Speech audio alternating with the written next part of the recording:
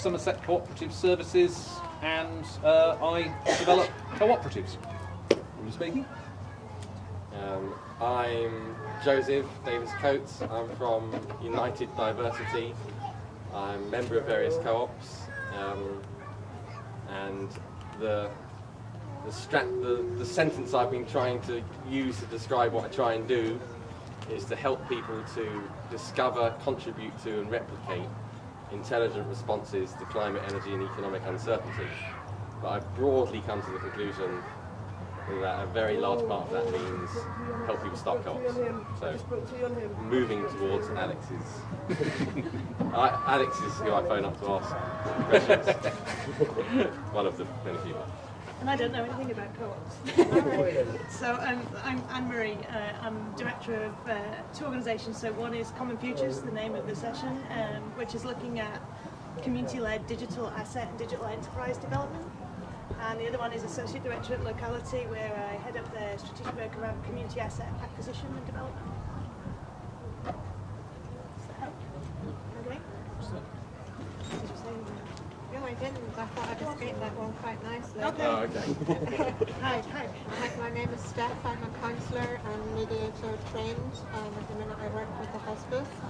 I'm also, back in the day, hippie, so I was quite active in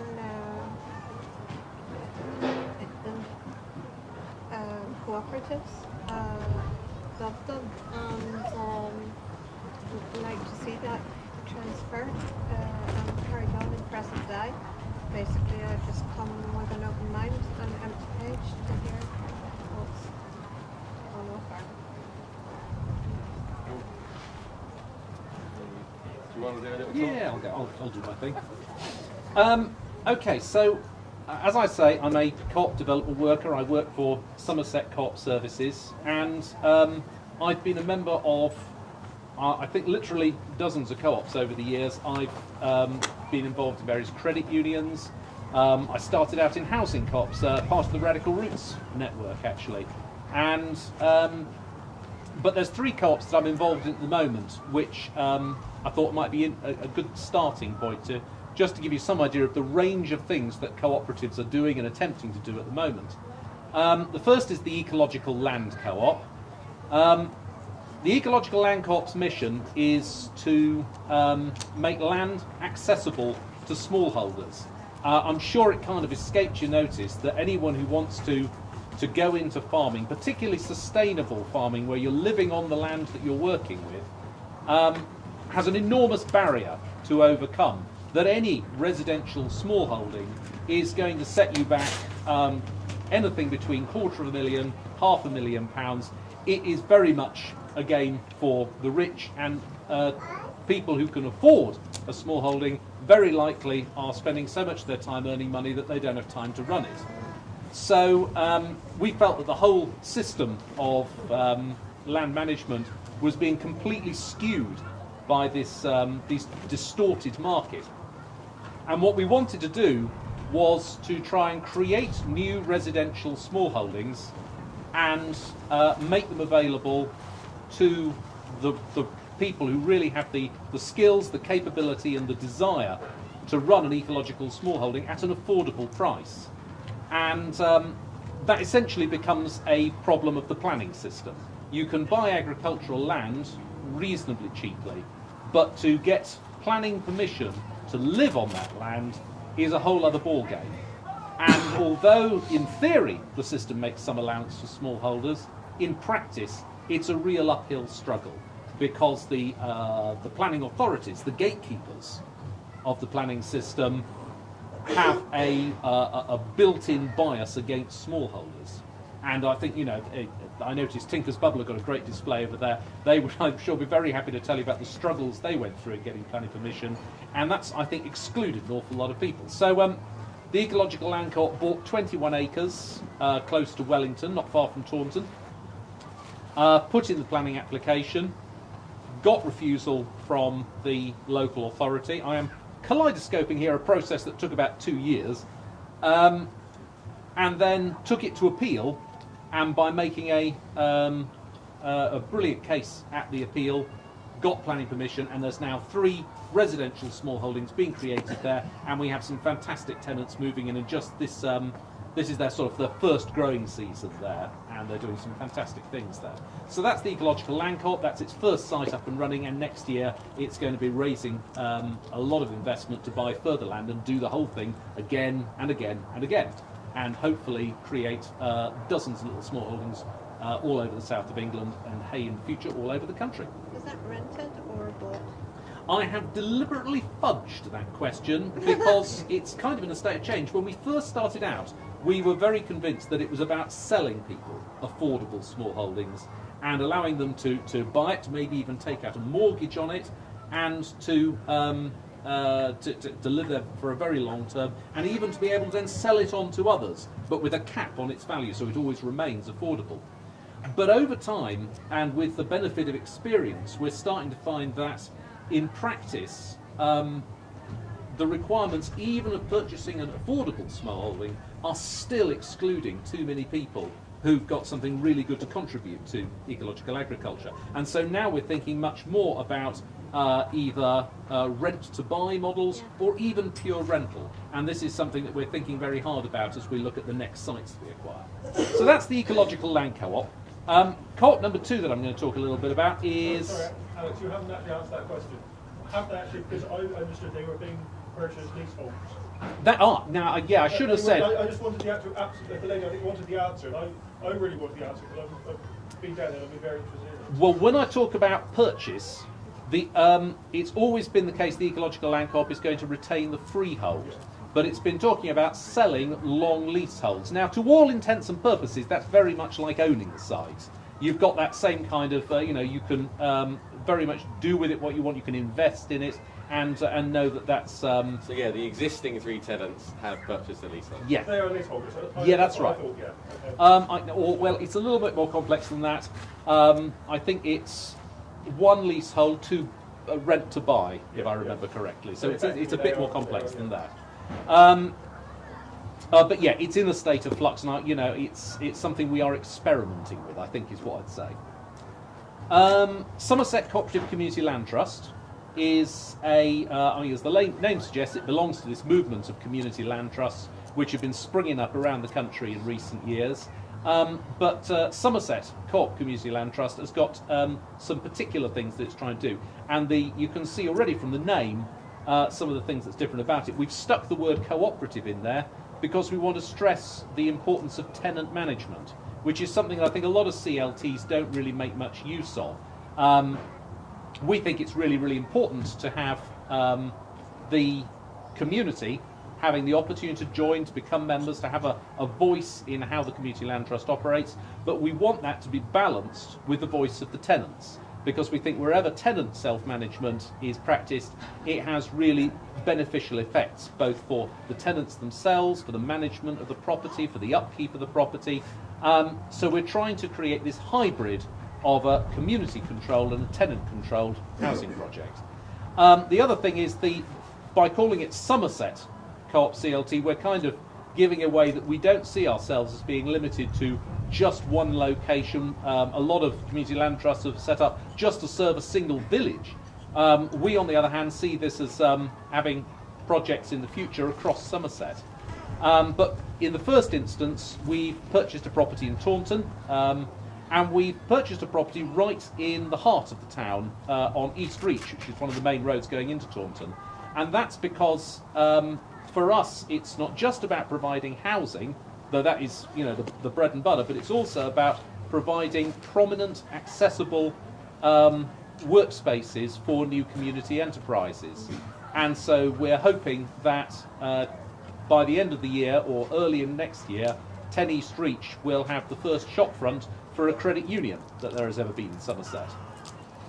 So the Community Land Trust has bought this one property. It's creating 4 flats on the upper floors and renovating the shop on the ground floor to be a space for community enterprises. And it's got a largish garden behind it, which we are trying to turn into a development plot, which could, in theory, provide us with up to 20 more flats just on that site. But that's very much work in progress. There's a lot of hurdles that we have to overcome to get to that point. In particular, we have to negotiate the purchase both of an adjacent plot and also of a ransom strip owned by the council. So that's taking us into a lot of very complex negotiations. But the builders are currently at work on 10 East Reach, and we're reckoning that we should have our first 4 tenants in by the end of the year. And the people that we'll be looking for tenants, I mean, we're very much about addressing housing need in Taunton, so we are looking for people who are either homeless already or at risk of homelessness. But we're expecting, you know, with 7,000 people on the housing waiting list locally, we're expecting that we will have a fair amount of competition for places, and we will then be looking for people who are going to be able and willing to take advantage of the opportunities for tenant participation. Yeah, please do. The building work you're doing there, are you using sustainable things like straw bales and stuff, or are you just using conventional building materials? At present, we are somewhat limited by the fact that the building that we've taken on is actually a listed building. So we can't make major changes to the fabric of it. We have to proceed quite sensitively. It's also very limited in terms of space. So to shoehorn 4 flats in there and still have them having adequate size further limits the range of technologies available to us. So I would say that this is a fairly conventional renovation. There's nothing terribly clever that we're doing in the house. But should we get the opportunity to develop the back garden, we are thinking in terms of straw bale construction. We're looking at the low-cost eco-technologies. We want to create something that is genuinely energy efficient, genuinely has low embodied energy, but is not a sort of prestige development. That's not the kind of housing that we're really focused on creating. Doesn't straw bale mean much bigger walls and therefore much smaller space? Yeah, it's going to be tricky in an urban plot, but we reckon if we can acquire the next door garden, we will have a decent amount of space to work in, and we should be able to find the space for those thick walls. We've done it in Leeds at Lilac. Yeah, Lilac's very much an inspiration to us. So that's co-op number 2, Somerset Cooperative Community Land Trust. Co-op number 3 is called GoOp, and its aim is to become the first cooperative train operating company in the UK. We have been researching and developing a route from Westbury, which I think is just over the hill that way, to Birmingham Moor Street. And this is a route which you've doubtless noticed, if you've ever looked at a rail map, the first thing that strikes you is how the lines all radiate outwards from London. And the assumption is that, I think the statistic people bandy around is that 70% of all rail journeys begin or end in London. And this, I think, is an artefact of the way the rail network has developed. It doesn't really reflect the kind of journeys that people are making. 70% of car journeys definitely don't begin or end in London. And so we think that there is a huge gap, a huge opportunity to connect up the bits of the country which are not very easily accessed via London. So Westbury to Birmingham, for example, addresses a known shortcoming of the rail network, that connections between the West Country and the West Midlands are very poor. It's not that the rail lines don't exist, they do. There's a almost continuous stretch of rail all the way from Westbury up to Birmingham with only a very modest amount of wiggle in it. It's just that trains don't normally go that way. Trains go in and out of London, and this route, which cuts across those routes, is very neglected at the moment. So what we're hoping to do is persuade Network Rail that there is space on the lines for us to operate this new service, and I'm expecting within the next month to get their approval for that. We will then take it to the Office of Rail Regulation and say, you should let us as a cooperative operate this route. And that will be the first time that a co-op has ever entered that industry. It poses unique and colossal challenges, and every time we have a board meeting, some point someone says, what do you think our chances of actually pulling this off are? And estimates generally range from between 30% to 70%. It's by no means in the bag. But if we can do it, I think it really will break through a bit of an invisible ceiling, and will be a shock to the system for the rail bosses who've always assumed that they are sitting on a little gold mine that no one else has access to. So those three co-ops: Ecological Land Co-op, Somerset Cooperative Community Land Trust, and GO-OP. They're all very different operations working in different sectors, each with their own very distinct business model. But there's a few sort of common themes which I'm going to try and pull out, because as I was sort of scratching my head about how to approach this topic of economic democracy, I started to think that the sort of the linking theme is people. I think one of the things that I'm very concerned to do is to try and create cooperative enterprises that can achieve some measure of scale. There are some very, very beautiful, very wonderful projects around using cutting-edge stuff, permaculture and mutual trading networks, that are fantastic, wonderful things, but are affecting the lives of an extremely small number of people. And I think that we've reached the stage where it's vitally important for us to break out of that little ghetto and start having some sort of taking these ideas out into the mainstream and giving really large numbers of people the opportunity to experience them. And I think that this kind of scaling up is essential, partly because we're facing such political crises at the moment. The intensification of inequality and exclusion from power is reaching unprecedented degrees in this country, and because of the overwhelming threat of climate change. These are things that can't be addressed by an extremely small number of very small organisations. They're things where we have to have some kind of much broader impact, and so the question of whether a project can scale up is becoming very much a live one. Now, this does touch on, there are a number of different ways to increase the scale of a project. Yes, you can get bigger, but as Joseph rightly reminds me, you can also extend it outwards. You can you can replicate a large number of small enterprises which federate together and cooperate among each other in order to achieve some of the benefits of scale without losing local control. And I think that both models have different challenges they have to overcome. If you're scaling up, I think everyone's picked up on the fact that the Co-op group has not had a very good year. And they illustrate some of the dangers and some of the problems involved in scaling up. And they've reached a stage where their board of directors, elected from the membership, and famously including a plaster and people who are not sort of city types, found themselves utterly daunted by the sheer size of the decisions they were having to take, and on all too many occasions ended up saying to the executive team, well, whatever you think best, I guess. And unfortunately, what the executive team thought best turned out to not be a terribly good idea.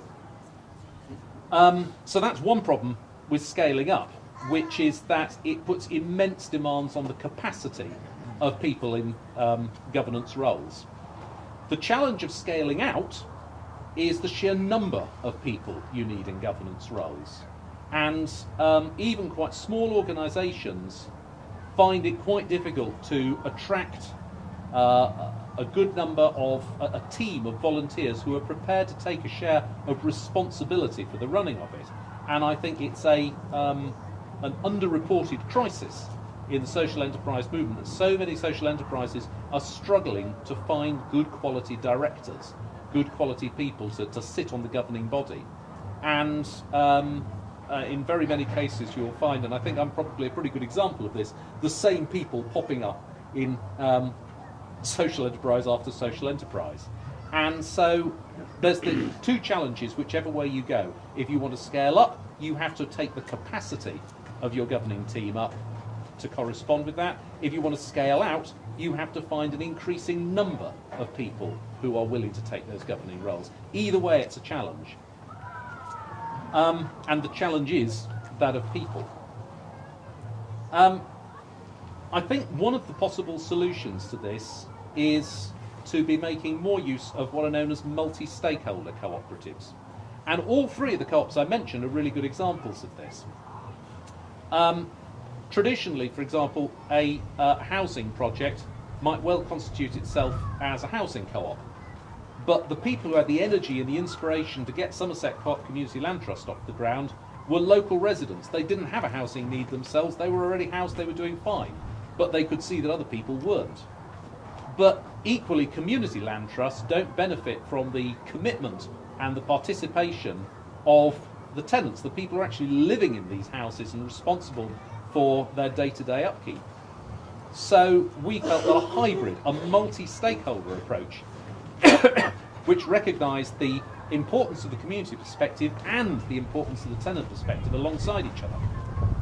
Similarly, the Ecological Land Co-op has a very dedicated team of workers who are preparing planning applications, researching plots, identifying further plots to buy, and they also have tenants, people who are going to be living and working on a particular site and really getting their fingers dirty. And what we did again was to structure it as a multi-stakeholder cooperative, where there's one class of membership for the employees, a different class of membership for the tenants, and the role of the two is kept in balance.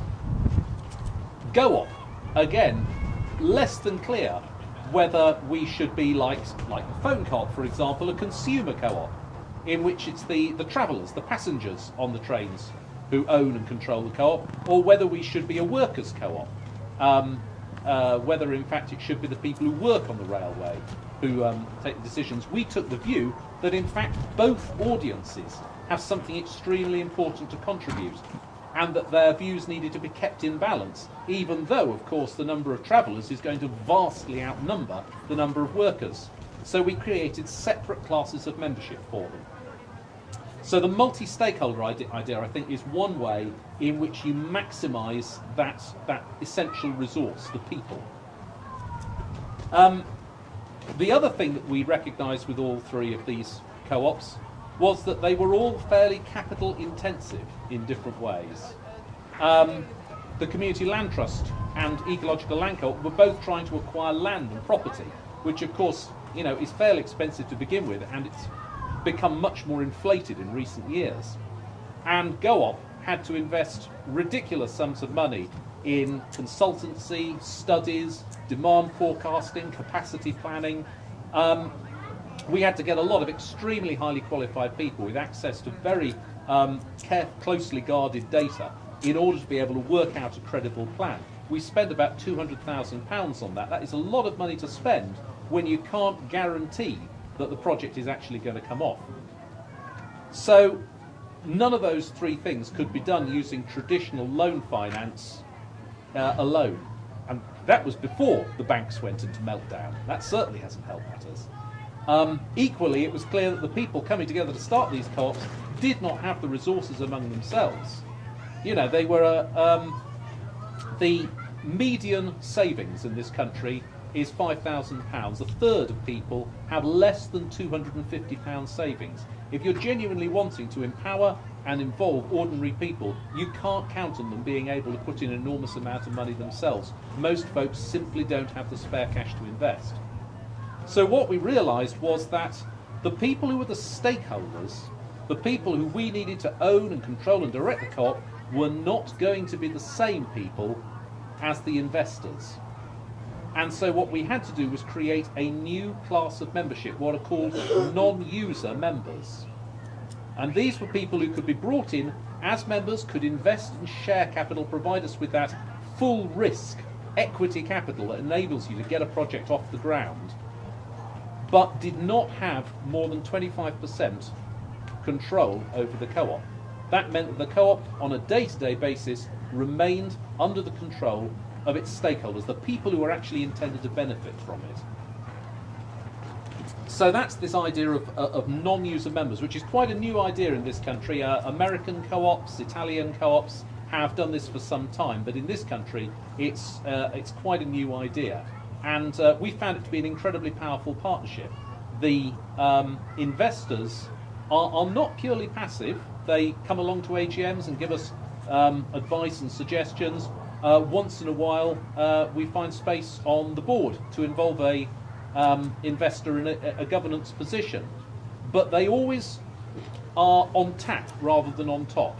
They're people who can offer us support and advice but it's the stakeholders, it's the people who depend on the co-op on a day-to-day basis who ultimately take the decisions about where it goes next. And so that's very important. We've got that great thing that cooperatives can do, that instead of capital hiring labour, labour is hiring capital. And I think the other interesting thing about these three co-ops is the way that they have emerged out of social change movements. The Community Land Trust, for example, came very directly out of Transition Taunton, and they've been bringing together groups of people to talk about how the town could become more resilient, how it could adapt to the changes that it's facing. The connections we had in Radical Roots and with low-impact communities like Land Matters and Tinker's Bubble were really important in getting the Ecological Land Co-op off the ground and bringing together its founding team of directors. Go-op, as well, built on a whole pile of cooperative networks and cooperative activists from around the West Country. And so I think we have to remember that economic democracy is very much a political economy. It's not disconnected from social change movements, it arises out of them. And it's very important that as the organisations develop, become more successful and more profitable, they feed back again. They start delivering resources back to that grassroots social change activity. And that way we get a virtuous cycle emerging. Is that about 20 minutes? Then that's me done.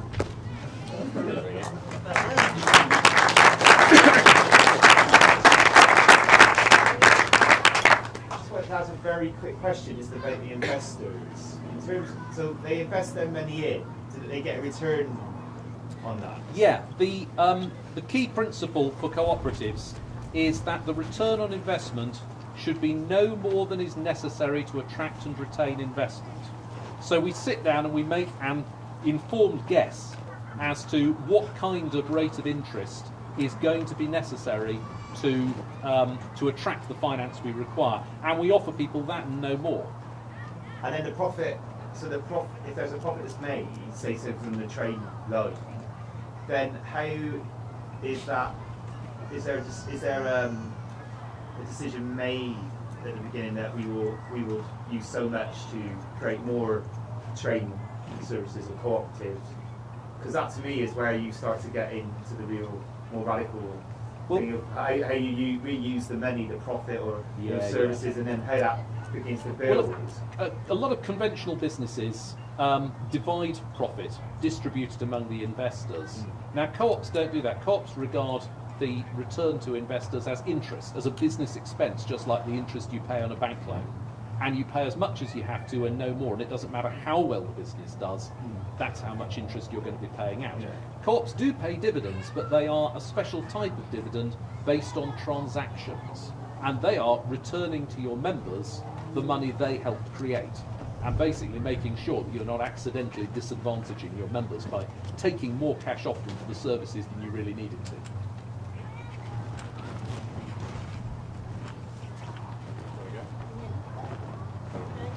You said you'd say what I didn't say at the end.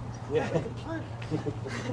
So good afternoon. My name's Anne-Marie, and my background, as I said before, is in trying to address this issue around economic democracy from the point of view of supporting communities to take over land and buildings of different types.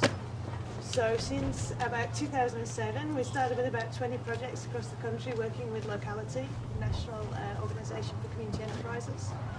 And in the last 12 months, that's ramped up to 5,000 inquiries from communities right across England, interested in taking over all sorts of things.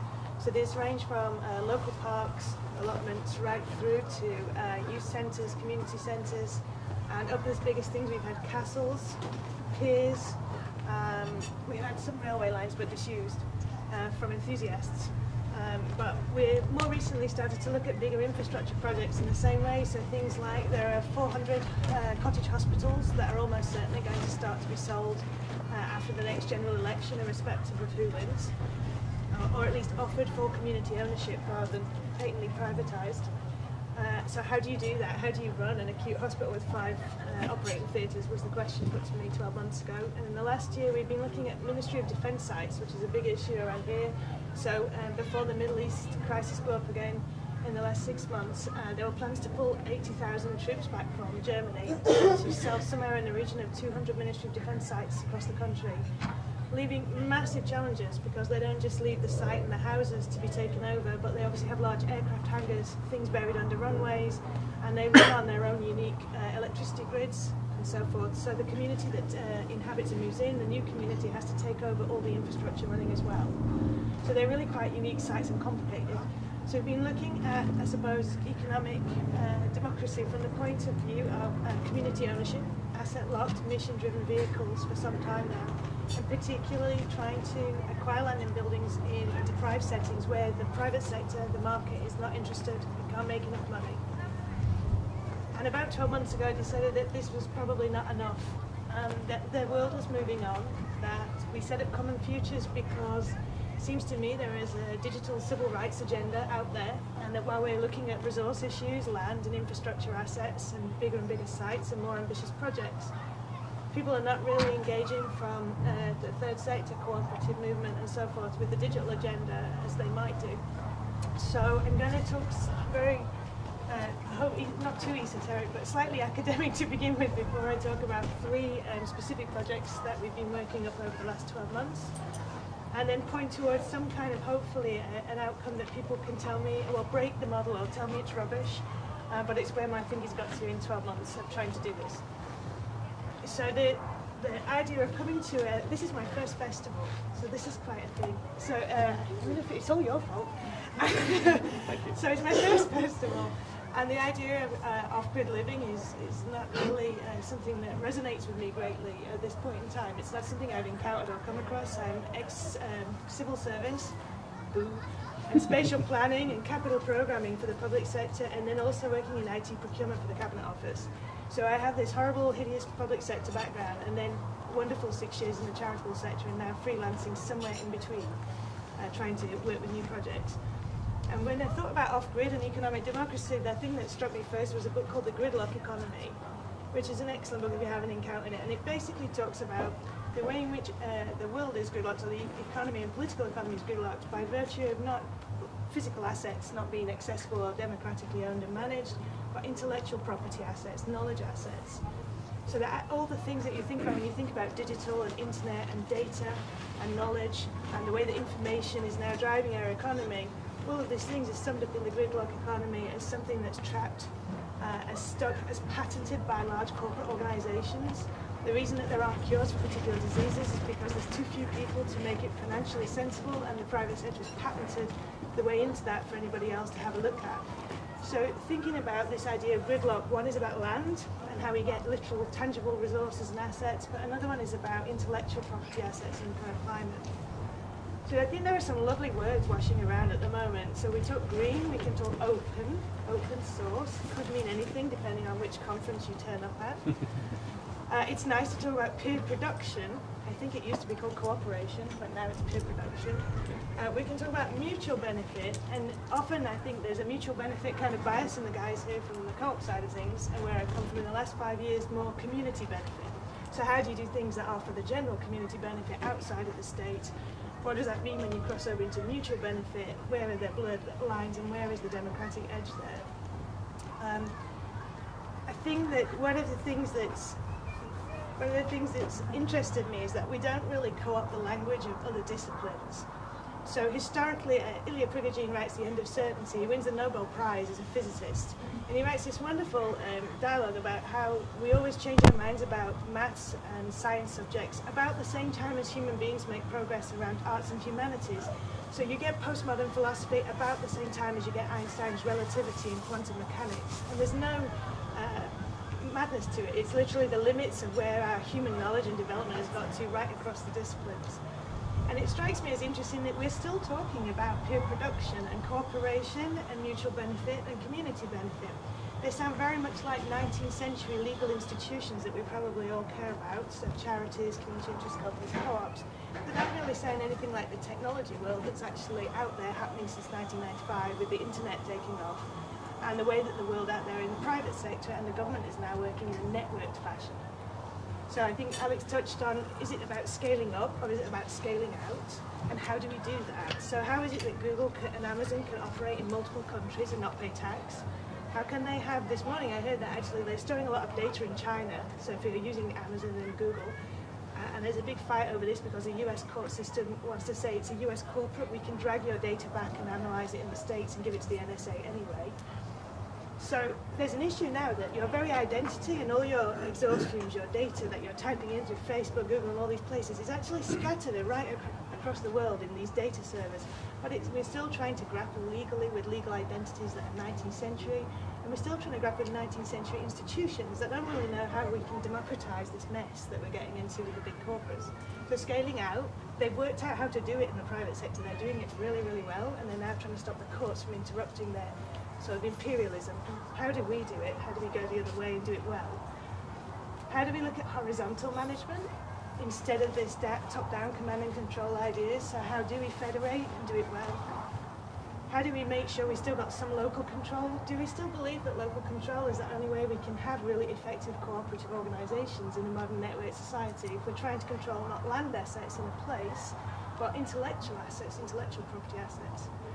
When you use Airbnb or you use Uber or one of these new sharing economy tech platforms, they are really US corporate imperialist organisations in many respects because they're dragging all their profits back to the US and paying tax in the US. How do we create federated sharing economy platforms and do good things with them? How do we network governance across the world and share the commons in a new way, the intellectual property commons? So this is just me speculating, I have no answers, so looking expectant out there. This is what I've worked out, okay. So I think that the core things that strike me is that we've used words like trust and membership and organisations with missions and asset locks. And this belongs to a 19th century set of institutions. And we now need to try to grab back and adapt and think through, just like the Einstein relativity and postmodern philosophy kind of interaction, some stuff about platforms. So technology platforms, users, not members maybe. Something about how we trust one another, and reinvent trust is it reputation? So if you go and buy something on eBay maybe or one of these platforms, you're going to actually not necessarily meet the stranger, but you may cooperate with them because you see their reputation has a certain kudos from other people. We've been having co-op rules and Somerset rules and various things like this.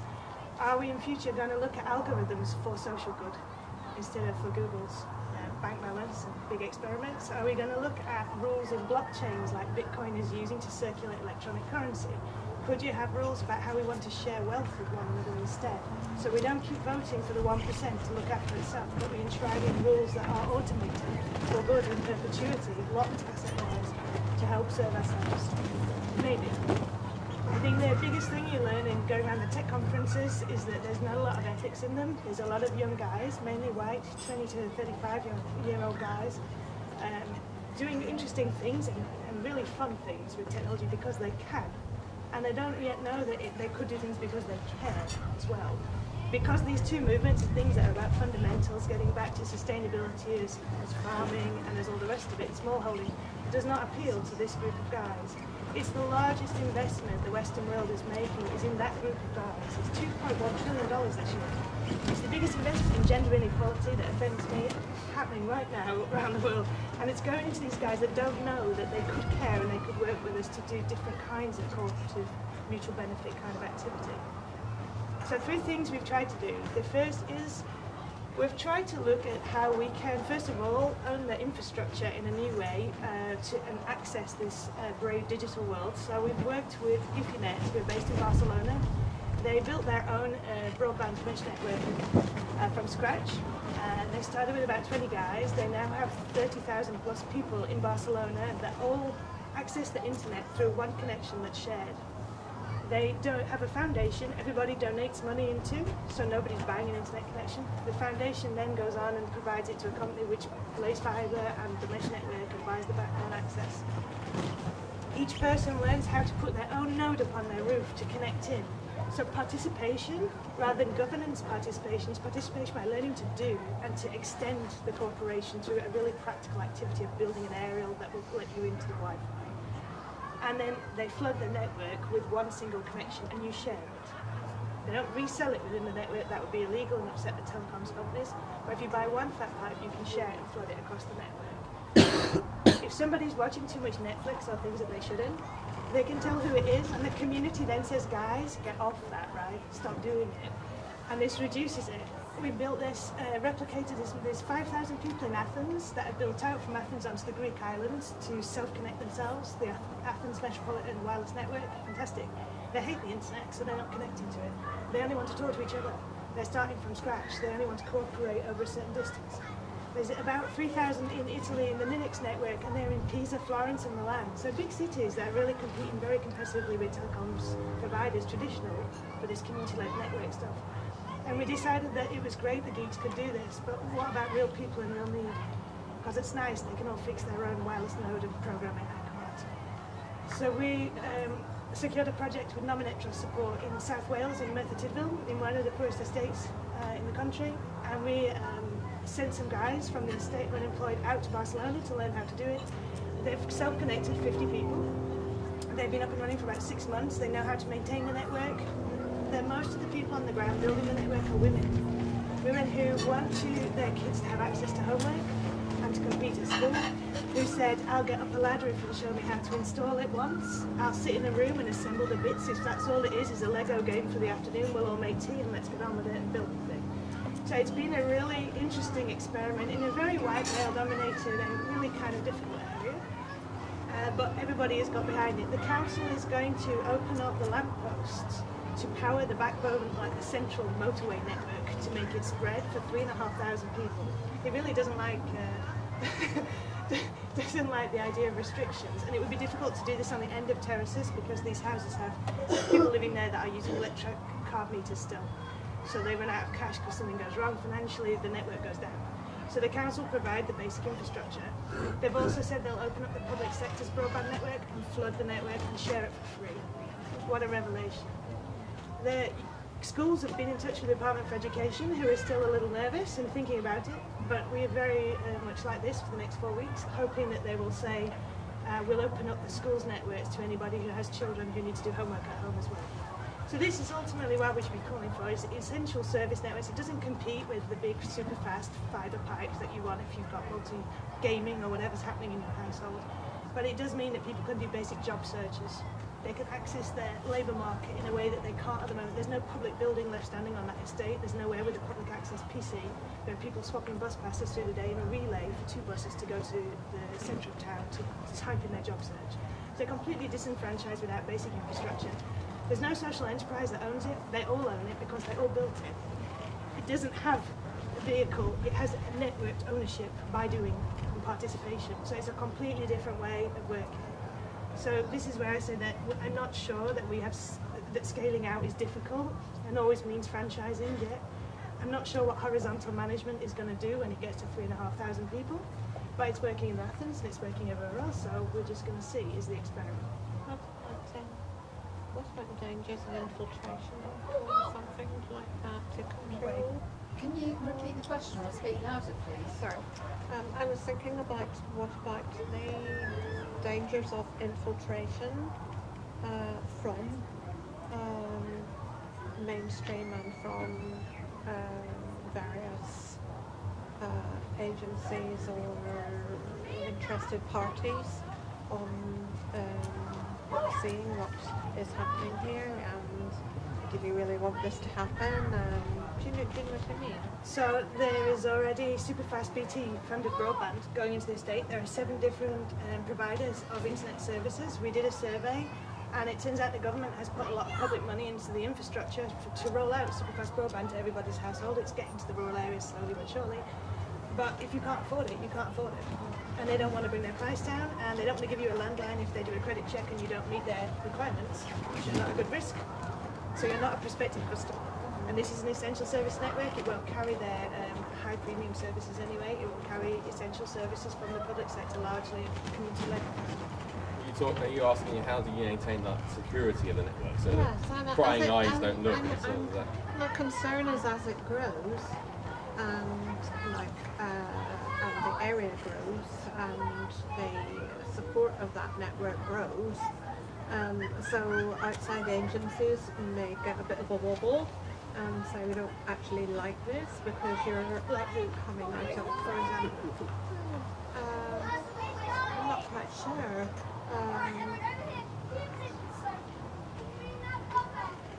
I'm not quite sure. It's along the lines of, what would I say, Private company or public? probably government run. So the government's very supportive because the council basically is losing a fortune every year in telephone calls that it has to answer, or face-to-face ranting from angry council taxpayers or the registered social landlord. To 45,000 meetings and calls last year. Average call costs 60 pence. Because their customers, their tenants, cannot go online and report a fault with the house or some problem that they've got.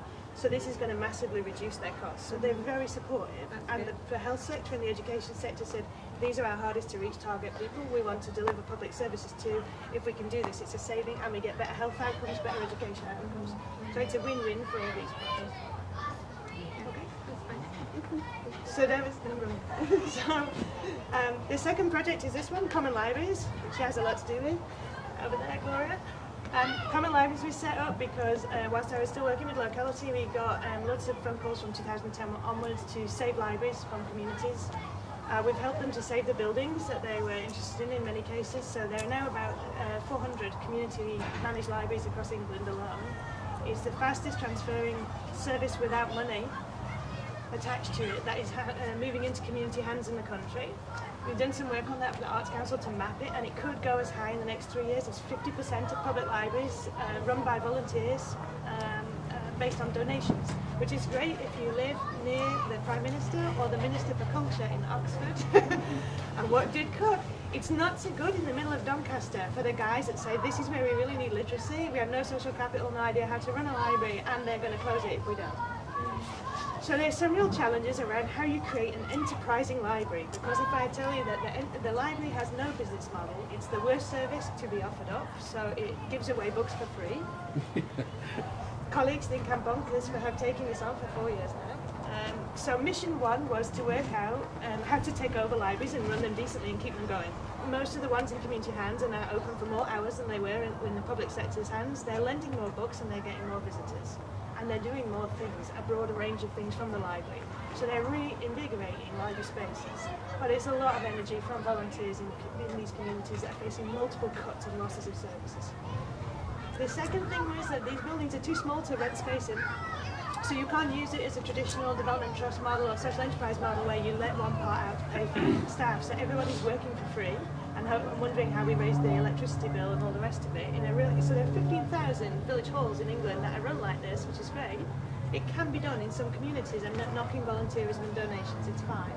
But a lot of these libraries are going to really struggle because they're too small, they're in rural areas or they're in poor areas. We asked the question, could you make money online? Could you redistribute wealth and get economic democracy back by not creating landlocked physical social enterprises? Could you actually make money and pull it back from Gloucestershire into Doncaster? So appeal with a particular social enterprise online, do e-commerce. It's really difficult. We looked at creating knowledge products so that it still felt like a library. How would you make knowledge products that were digital? Can everybody in Doncaster make an app suddenly? And can you promote it and sell thousands of copies? It's not really a business model that's going to save the library. So we've built something we've called a common library. We've built it in an old bus station we took over in Colchester Centre on a meanwhile lease for 12 months. And we took the library out and it's empty. And we created a library that said, come in, make something and leave instructions and tell us what you know and what you know how to make. And basically the library becomes a sum total of what the community's knowledge assets are, its intellectual property, which means every community knows something different. Finally, a USP in a business model. So there are 4 tenets to this basic thing. So one is you can come in, you can borrow the instructions from your local common library. You can barter your time to teach somebody to make something with the instructions. So on a Wednesday night, we have a Make a Wednesday evening. You can make a pinhole camera or whatever the guy comes in and wants to share with other people. Older users come in to men in sheds, and we have a youth night as well. So we have mixed age ranges and all different genders, different types of crafts and arts. Hacking, making, everything going on. You can also buy a box, a knowledge product, and make a kit which has basically got the instructions plus the stuff from local businesses to help them to regenerate the area around this library space. And you can buy that to give a cut to the library so that it gets a kickback for selling these mega boxes. Or you can just commission something from the young person because they make really cool chairs. And they're a startup business and they're unemployed, and we're going to joint venture in a cooperative fashion with library users effectively to make stuff and sell stuff with it. This has been picked up by the Carnegie UK Trust, which is great. We've tried to replicate now in 3 places, and we're hoping to work with another 15 over the next 6 months. We've been secured an award from the We Share Fest guys over in Paris back in April. So we now have interest from Sweden and from Italy in doing this sort of common library approach, and the idea is to say, what are the community's knowledge assets? Every time you go in a library, you can access middle class IP written and produced by people that were lucky enough to get that far and get published. How do you get everybody else's knowledge and leverage it so that there's some kind of trade-off there? So this is what a common library attempts to do through a network of common libraries over the next, hopefully, 2 to 3 years. And the last one we're doing is data co-ops. This is the newest one, which we'll hopefully start work on in September. And at the moment, people may have heard that their medical data is being sold to Bupa, or there were prospects of it happening. So there's a 6-month wait on this. The government wants to leverage your medical assets for giving to the private sector to make money for the state. Most people, I think, wouldn't mind to give their medical record or part of it to somebody like a mission-driven Mind UK organisation. I personally don't want to give it to Bupa or another private sector health organisation, but I'm happy to give it to one that is asset-locked and mission-driven. If that improves their chances of success in delivering better services and securing contracts competing with the private sector, we can leverage our data assets to change the way that things are commissioned and who delivers services over the next 10 years. But only if we own our data and only if we figure out how to pool it in new kinds of co-ops. But so earlier, I'm not a co-op governance guru like this too. But there really is no provision in traditional 19th century structures to manage data assets. They weren't designed for that 150 years ago. The Public Libraries Act doesn't manage knowledge assets because it was 1964 when they wrote it. So we've got real problems with horizontal governance. Who's in charge? Well, don't know who owns the network and whose fault it is, but we're all fixing it and keeping it going. So these are whole new ways of working through owning assets, managing assets in a cooperative fashion for mutual benefit. And the legal system isn't there yet, and I don't think our thinking is. So can you just tell me what leverage means? So how you can achieve social and financial outcomes for mutual benefit, as you would if you we got an asset and we all worked the land together and sold it for one another as members. So how could we use our data for better social outcomes and for better financial outcomes for members of that data co-op? So there's all sorts of medical data that is generated on us because we go to a service and it's recorded, and we go somewhere else and it's recorded, and we use some app and it's recorded. And Mind UK, for example, they might be able to use that to come up with a better way of solving mental health, which would be good. Right. So What does the word leverage mean? It means it's an asset, so to use it to step up from where we are and empower us effectively. It means small input, big output. like you get with a lever. Yeah. When you get your mortgage, you will put that in deposit. You'll be able to borrow, say, 9 times as much. Yeah, you won't put 10% deposit on your mortgage, but you're leveraging the borrowing. That's what I understand it means. It's used in finance to mean basically borrowing. Yeah, it's using a small amount to gain to enable you to get greater capacity. No, I didn't recognise it used in the context that you were using it. Okay. It comes from the engineering context of a lever. You know, that famous person, you can give him to someone to stand, you can move That's the earth. leverage, isn't it? Leverage is an American term. I'm northern. Give me a break, man. It's It's the a same mix. word. It's a mixed northern accent. So I'm nearly. Yeah, go on. Can you take that away from the finance bit and incorporate some kind of barter thing into this? Not only the common library idea, but say from there, because you're already saying, look, tell us what you know, and we'll stick it in here so that if somebody needs to know it.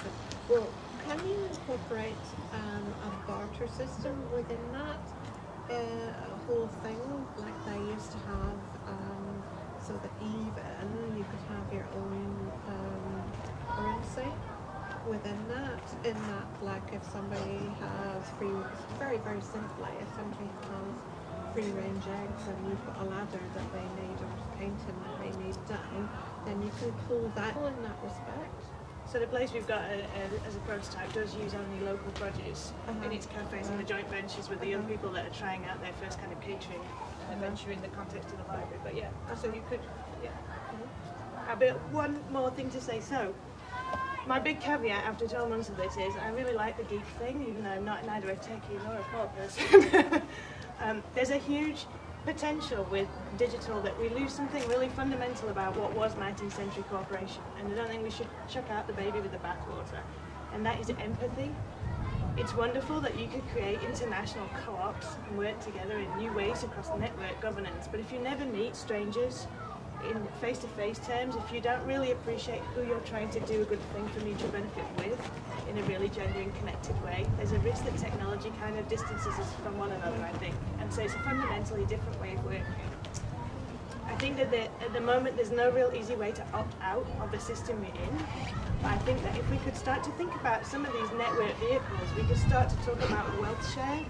We can start to talk about rules that basically we sign up to and say, forever we're all going to take a minimum wage like this. We're not going to vote for it to change every 5 years. We're going to say there needs to be a minimum wage and there needs to be a way to vote on the surplus we all create together.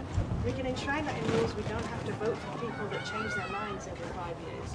So there may be a way to create wealth share vehicles outside of the state using this new technology to update co-ops and to really to respond to the crisis of the state that we're seeing at the moment, the lack of confidence in it. I think there's huge possibilities from technology with all of this, but it's just at the beginning right now. I find it very difficult to follow what you're saying. It's very highfalutin.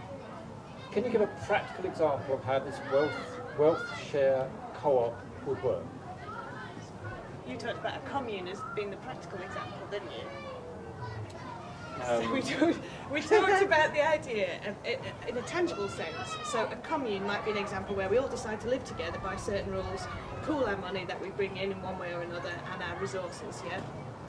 The difference with this would be saying, is it possible to pool our income? For example, if we only ever meet here, and we decide today to create this vehicle, I'm not going to meet you again, but we like the same rules of living. So we'll agree to the minimum wage, and that if I get to 55 and I'm sick, the co-op will look after me, because we're going to create a pot for that. We could create a set of rules that you'd normally vote for, but we would enshrine them in this distributed wealth share vehicle. So it's a co-op, a virtual co-op, that says we're going to live by those rules instead of the physical kind of idea of living together. So if you have communes around the country, communities, they could all belong to that one. It's kind of more disruptive potentially, because let's say that you want to vote left wing and you prefer higher taxes, more welfare. We could create a wealth share vehicle for people that agree with those rules. At the moment, you can only vote for one government or the other at a time usually, without the coalition notwithstanding.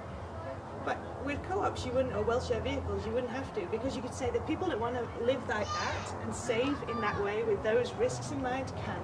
And the people that want low taxes, fast living, and don't mind what happens at 65 and will be self-reliant, great.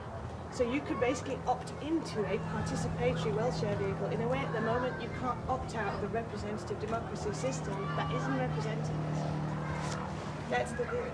It's a commune that you don't have to live in. It's a commune that you don't have to live in, it's virtual. Yeah. Well, with that example, I mean, what is there to stop someone who's young belonging to the fast one and then deciding to switch over to the caring one when they get older? So at the moment we have asset locks for capital assets. We don't have member locks or ways to do that. But what we do is we're all paying for a state pension. We aren't getting one, by the way, if you're my age. I have news. So what's the worst going to happen by paying into a vehicle? And once you've paid in for a while, or you put a minimum commitment and time in so you can't withdraw your investment or something, then essentially what would be the incentive to move? You'd lose your investment or something like that. So it's creating the state outside the state because it doesn't work the way we want to, and asking, can we use technology to make that possible? It's kind of the federating stuff.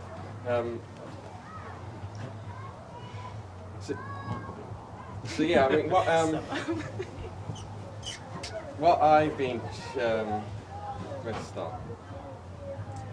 I recently wrote an article about what I'm calling open co-ops, and there's more and more people talking about this idea of open cooperatives and open co-op, which to me broadly means taking the best of the open source free culture movement, so Linux, Wikipedia, Firefox, all these sorts of things, which have achieved mass-scale collaboration and on some levels are out-competing the large corporates. You know, everyone runs Linux on their servers instead of Microsoft because it's better.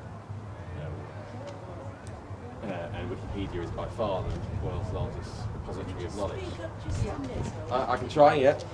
So it's trying to take the successful large-scale mass collaboration on a global level, things like Wikipedia and Linux and stuff, and there's actually a whole huge new open hardware movement, because open source has traditionally meant software. You know, you build a bit of code like Firefox or Linux or whatever. There's loads of examples, but more and more people are starting to build open source hardware. So there's an inspiring project in the States called Open Source Ecology.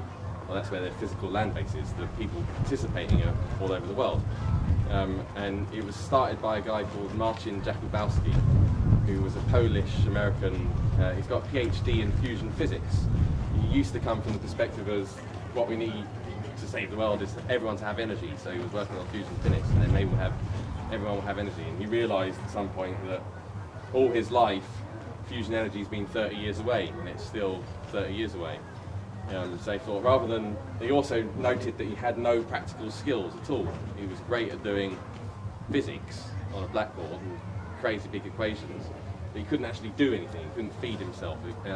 So he thought he'd try and be a farmer. I'll try and do something real and practical and grounded. So he tried to be a farmer. So he got hold of a bit of land. He bought a tractor, and the tractor broke. So he fixed the tractor, and then the tractor broke again, and then pretty soon he was broke.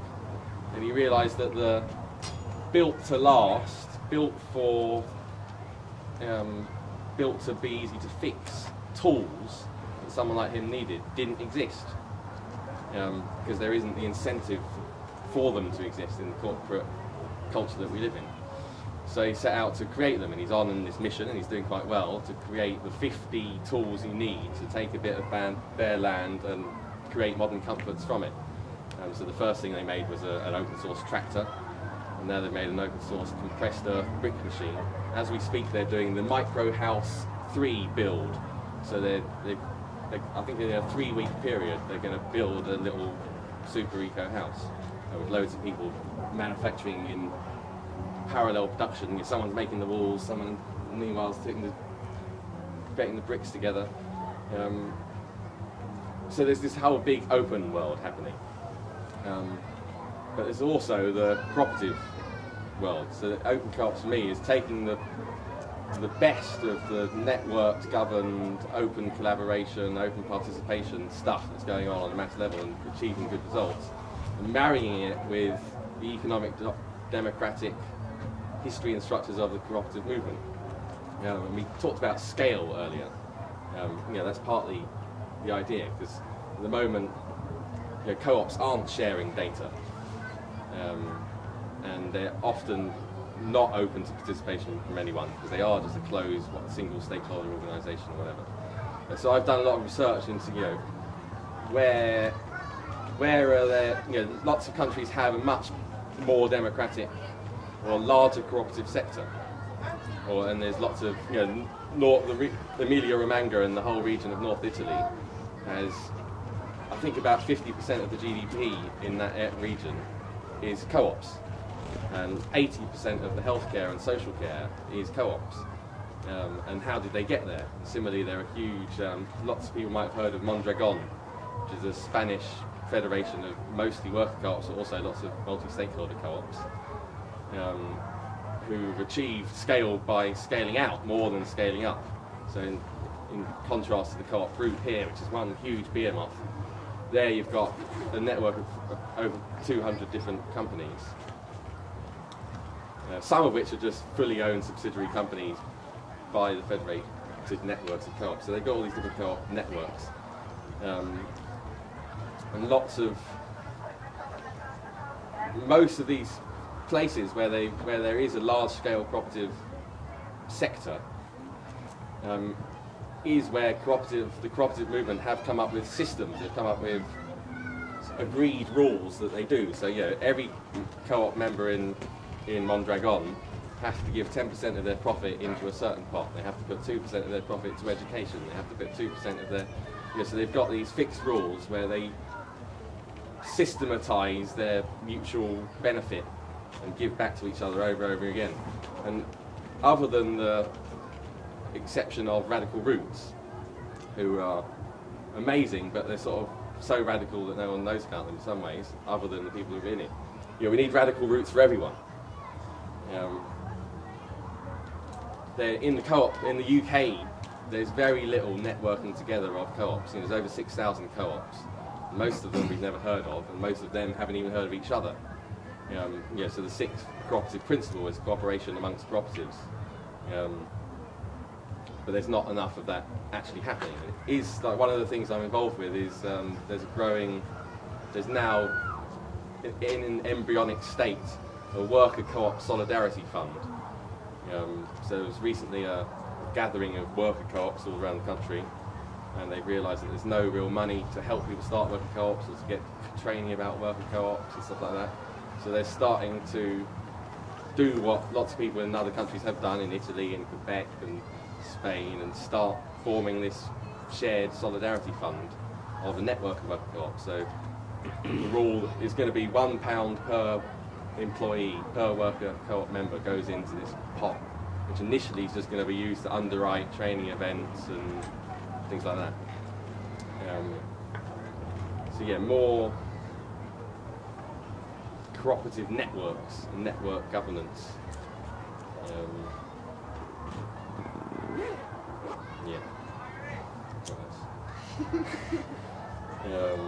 And one of the things we're trying to do with United Diversity is to copy the best of all these things. Particular inspiration at the moment is in New Zealand. There's a group called End Spiral, who might be an example of what you're calling a wealth sharing vehicle. So it started off with a guy who was just a software developer coder, and he thought there must be more to life than this normal grind of just going to work and doing a bit of code and going, paying my rent. And so he got into starting researching the state of the planet, and he discovered climate change and resource depletion, all the sort of stuff that most people here take for granted as knowledge, but most people still don't know anything about in a deep sense. So then he was like, oh shit, the world's fucked, what am I going to do about it? But being an engineer, he thought about it in quite nice terms. He thought, okay, well, I've got about 80,000 hours of life left. How can I maximise the impact of every hour? So he started doing little experiments. Every day he'd do something and work out, try and guesstimate how much impact that had. How much did that work? Okay, I'll try. And he ended up with this nice situation where, because he was a software developer and they're in high demand, he could spend 2 days a week doing paid contracts, and he could spend the rest of the week doing social impact work, and he could spend the weekends researching. So that was quite a nice situation he'd got himself into. So then he thought, I'm going to try and get other people into this situation. So he started accepting every contract that he saw for whatever it was, even though he couldn't do it, and then finding the people to do it, but saying, hey, I want 20% of this contract to go into this shared pot, which we then decide together what we're going to invest in, what things that are good for all of us.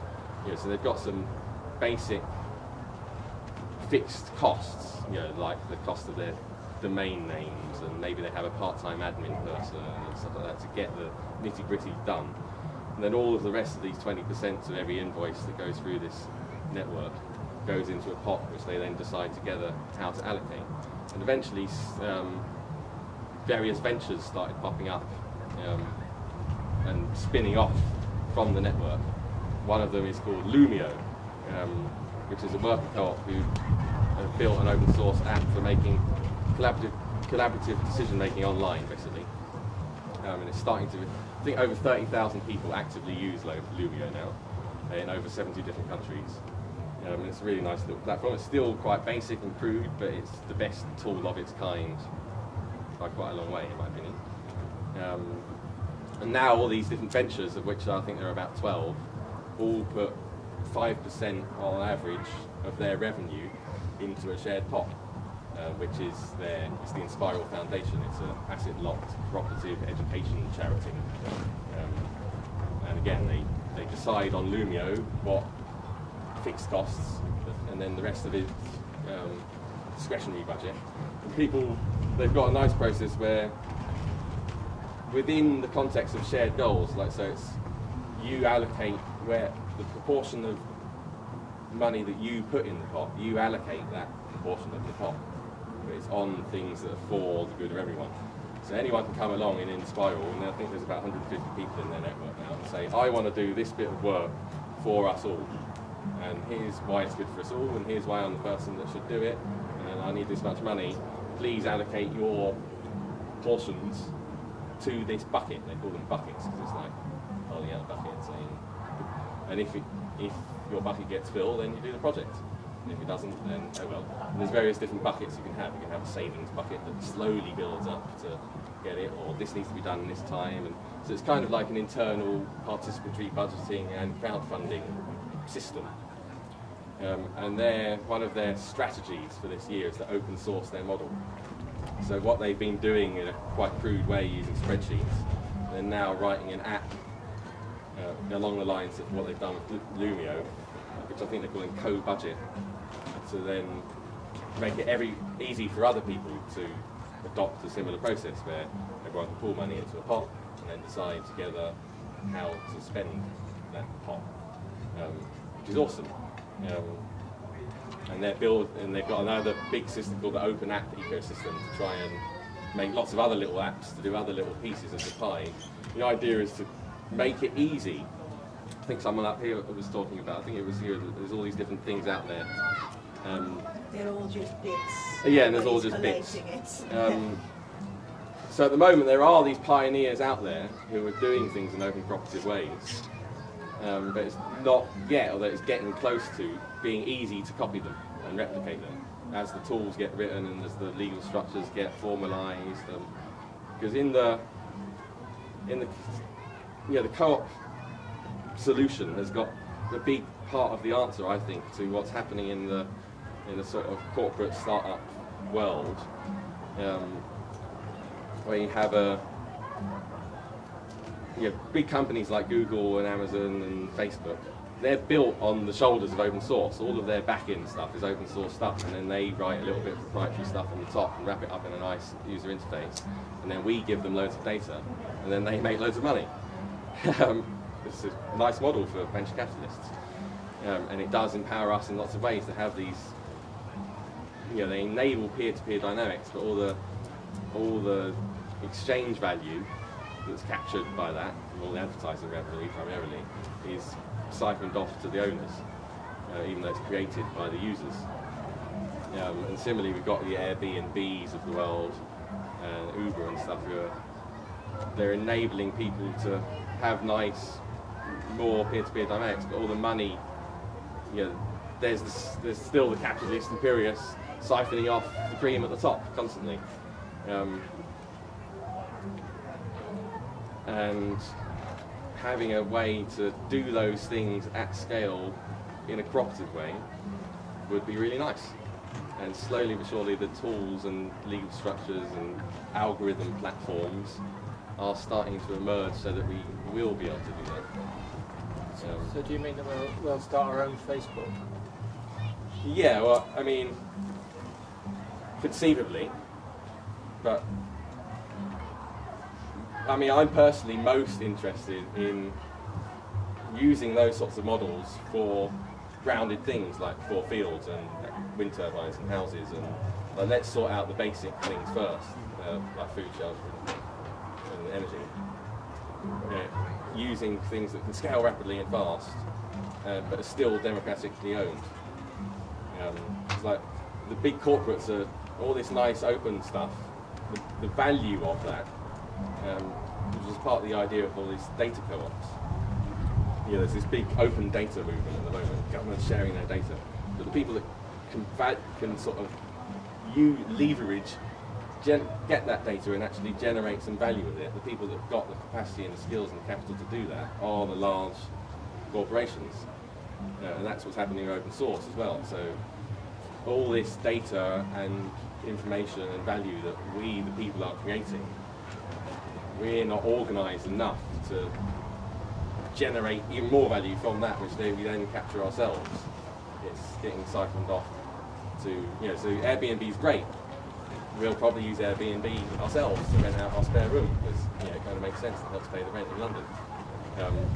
But the fact is, we're constantly paying our 10% to Silicon Valley, and they're owned by big venture capitalists. So the power dynamics aren't changing. We're still pumping yet more and more wealth so that you get fewer and fewer people. But no one cares, do they? Like, you know, very few people think there's a problem with that. I don't think that's true, actually. There's no other option.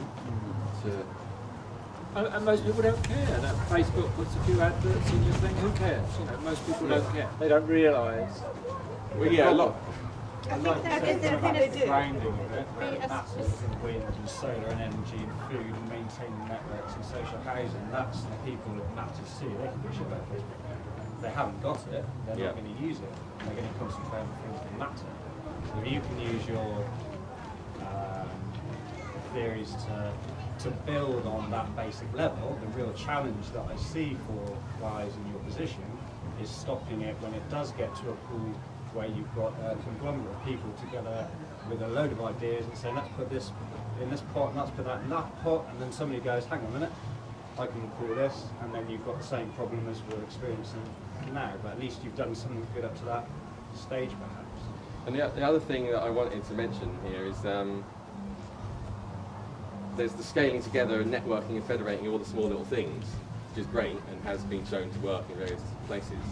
But where they work best is where those then scaled together network people get into politics as well, and they elect people that write rules that help them, who then, you know, you get a positive feedback loop. So, you know, places, so it's not either or. So, you know, in Spain and Italy and Quebec, a big reason why they've got a good cooperative movement is because the cooperative movement have elected cooperative people to write rules that support the cooperative movement.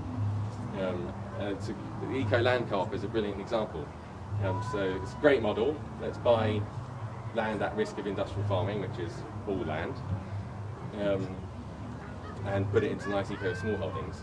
But a friend of mine, Tom, when I was telling him about it and how we first got our first bit of planning, and it's great, and he was like, okay, well, how long is it going to take and how much is it going to take to buy the whole country then? Because surely we want the whole country to be a big eco co-op, no? And I was like, good question, actually. So I did a few back of the envelope sums. You know, what's the average price of agricultural land? How much is for sale every year? How many adults are in the country? I think I worked out that if every adult in the country, which is 38 million people or something, put 2p a day in a pot, we could buy all of the land that is for sale every year. Amazing. You know, that's like the Eco Land Co-op at its biggest scale that could get to. But only 0.6% of the land is for sale in any 1 year. And that's been a fairly stable fraction for decades. So even if we did that, yeah, yes, that's right. It'll gradually decline over time. Yes. Even if we did that, you know, ignoring for the side that that would change the market and the price would probably go up, and then we'd need 3p and 4p. Like, it would still take 333 years to get it all back, and actually some of it would never come on the market because it hasn't been since the year dot. So we need land reform. You know, it's not enough to build. Yeah, but you've got to start somewhere. Yeah, we've got to, but that somewhere needs to, I think, from the off, recognise that it's got to be multi-pronged. You know, we're too many people in the movement for the social world. Are like, Michael brought this up in his talk a couple of days ago. You know, you get loads of people going, no, the way is to do it through politics. And other people going, no, I don't want to do politics. The way is to do it this way. It's like, no, let's do them both, because that's the only way we're going to get anywhere, actually. But Michael's been holding his hand up for ages. Yeah, for me, one of the real big issues is taxation. Taxation and national insurance. It seems, well, and VAT actually, in terms of like, it's all well and good we set up these existing things. They still exist in a capitalist system. You still have to pay tax, corporation tax or whatever. Then the individuals working pay personal tax and national insurance. And actually we've seen a less and less return on what we invest, so-called, or meant to be invested into like pensions, healthcare, etc. provision. So until, you know, there are things as well around how to, you know, there's people who aren't going to be able to engage in cooperatives, you know, people who are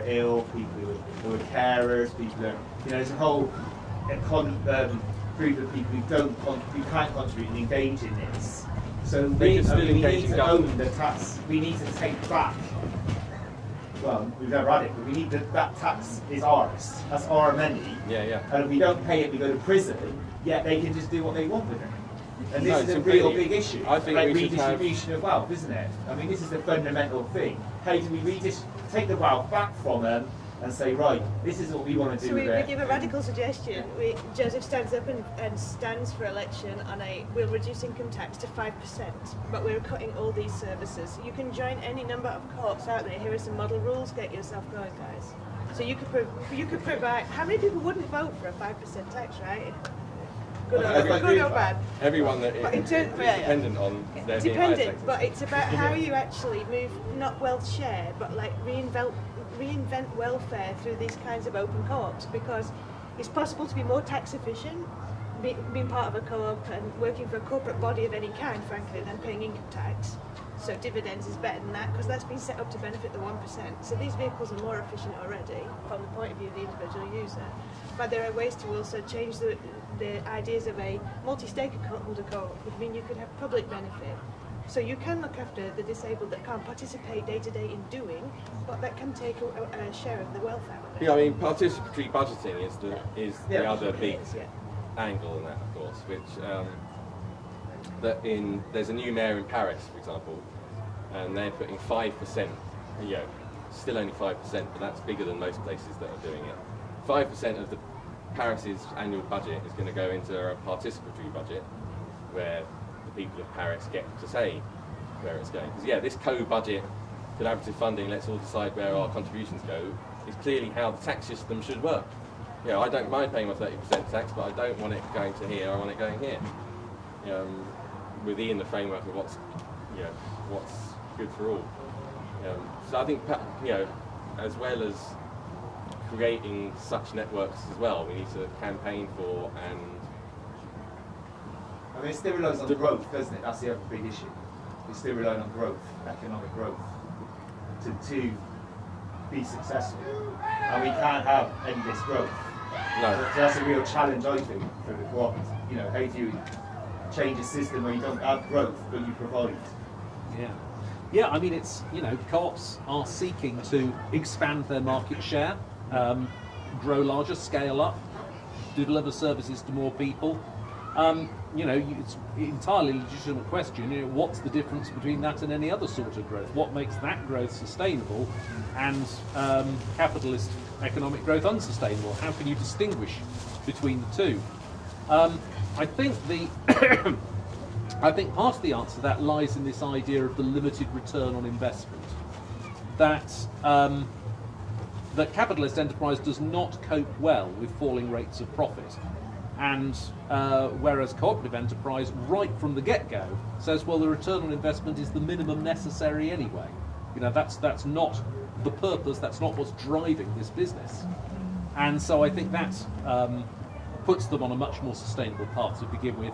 But I think there's also something much more subtle about the way that cooperatives engage with their consumers. That because you're inviting people to become members, because you're inviting people to participate in the business rather than just being a passive consumer, you're also being much more authentic and direct about the products that you're selling them. And so a co-op finds it difficult, if not impossible, to sell people shit they don't need. Whereas capitalist business more or less relies on that. And that, I think, is another break on unrestrained or unhealthy economic growth that the cooperative movement has built into it. It's got that honest and authentic relationship with its consumers, which means it can't just continually sell them extra stuff. At some point it has to accept, okay, we have met your needs, you've got enough, we'll stop there, shall we? Yeah, I mean, there is this problem that even big successful cooperative networks like Mondragon, who have their own welfare state, essentially, all these percentages of money that are going into pots are paying for mutual healthcare and social care and stuff out separate from the state. They're doing that on a quite significant scale. But they still operate within this global capitalist economy. So the very first co-op that was started with Mondragon, Fagor, has just gone bankrupt. They're huge, they're the biggest figurehead of the movement. Because what they make these days, it started off as a small technical school. But what they do these days is big white goods. They sell washing machines and fridges and stuff, and the Spanish economy is completely fucked at the moment. And they've got over 50% youth unemployment and stuff like that. So no one wants to buy a new fridge. Their old fridge is just fine. And they were €1 billion in debt, so they went bankrupt. So some people say, see, that shows that Mondragon didn't work. But actually, what happened to all the people that work there? They're getting 2 years' pay. About half of them have got jobs in other Mondragon co-ops. So I think that story is actually demonstrates very clearly the resilience of the model. It's like, yeah, okay, that one co-op failed, but they haven't all just been, I mean, they have lost their jobs, but they haven't lost their livelihoods. And lots of them haven't lost their job either, because they've just found a job in a co-op in the network that isn't failing. But yeah, it's a hard one. Well, I don't know whether it's a question or a comment or what was very tied into what we've just been talking about, but I'm interested in where you see the co-op movement, the future of the co-op movement, within the existing systems and structures that are there. I was quite interested in hearing what you were saying about the networks that exist. And I'm sort of going to assume that they work within existing infrastructures and existing networks. And do we see then that the co-ops will grow as something within existing, say for example, within the British system, political system, economic system, or is this something that is going to start to grow outside of that? Is it because there seems to be a little bit of a, to me anyway, and this is probably because I don't understand it, there seems to be some kind of problem with this idea of reaching into the current administration. As you were saying, in parts it does, we'll have people that get elected and there's some chance of change, but that seems suggestive of some kind of hierarchical thing. That's assimilating the system, or that it's sort of against. And I didn't know if the flat model was one that perhaps had a more alternatives for us.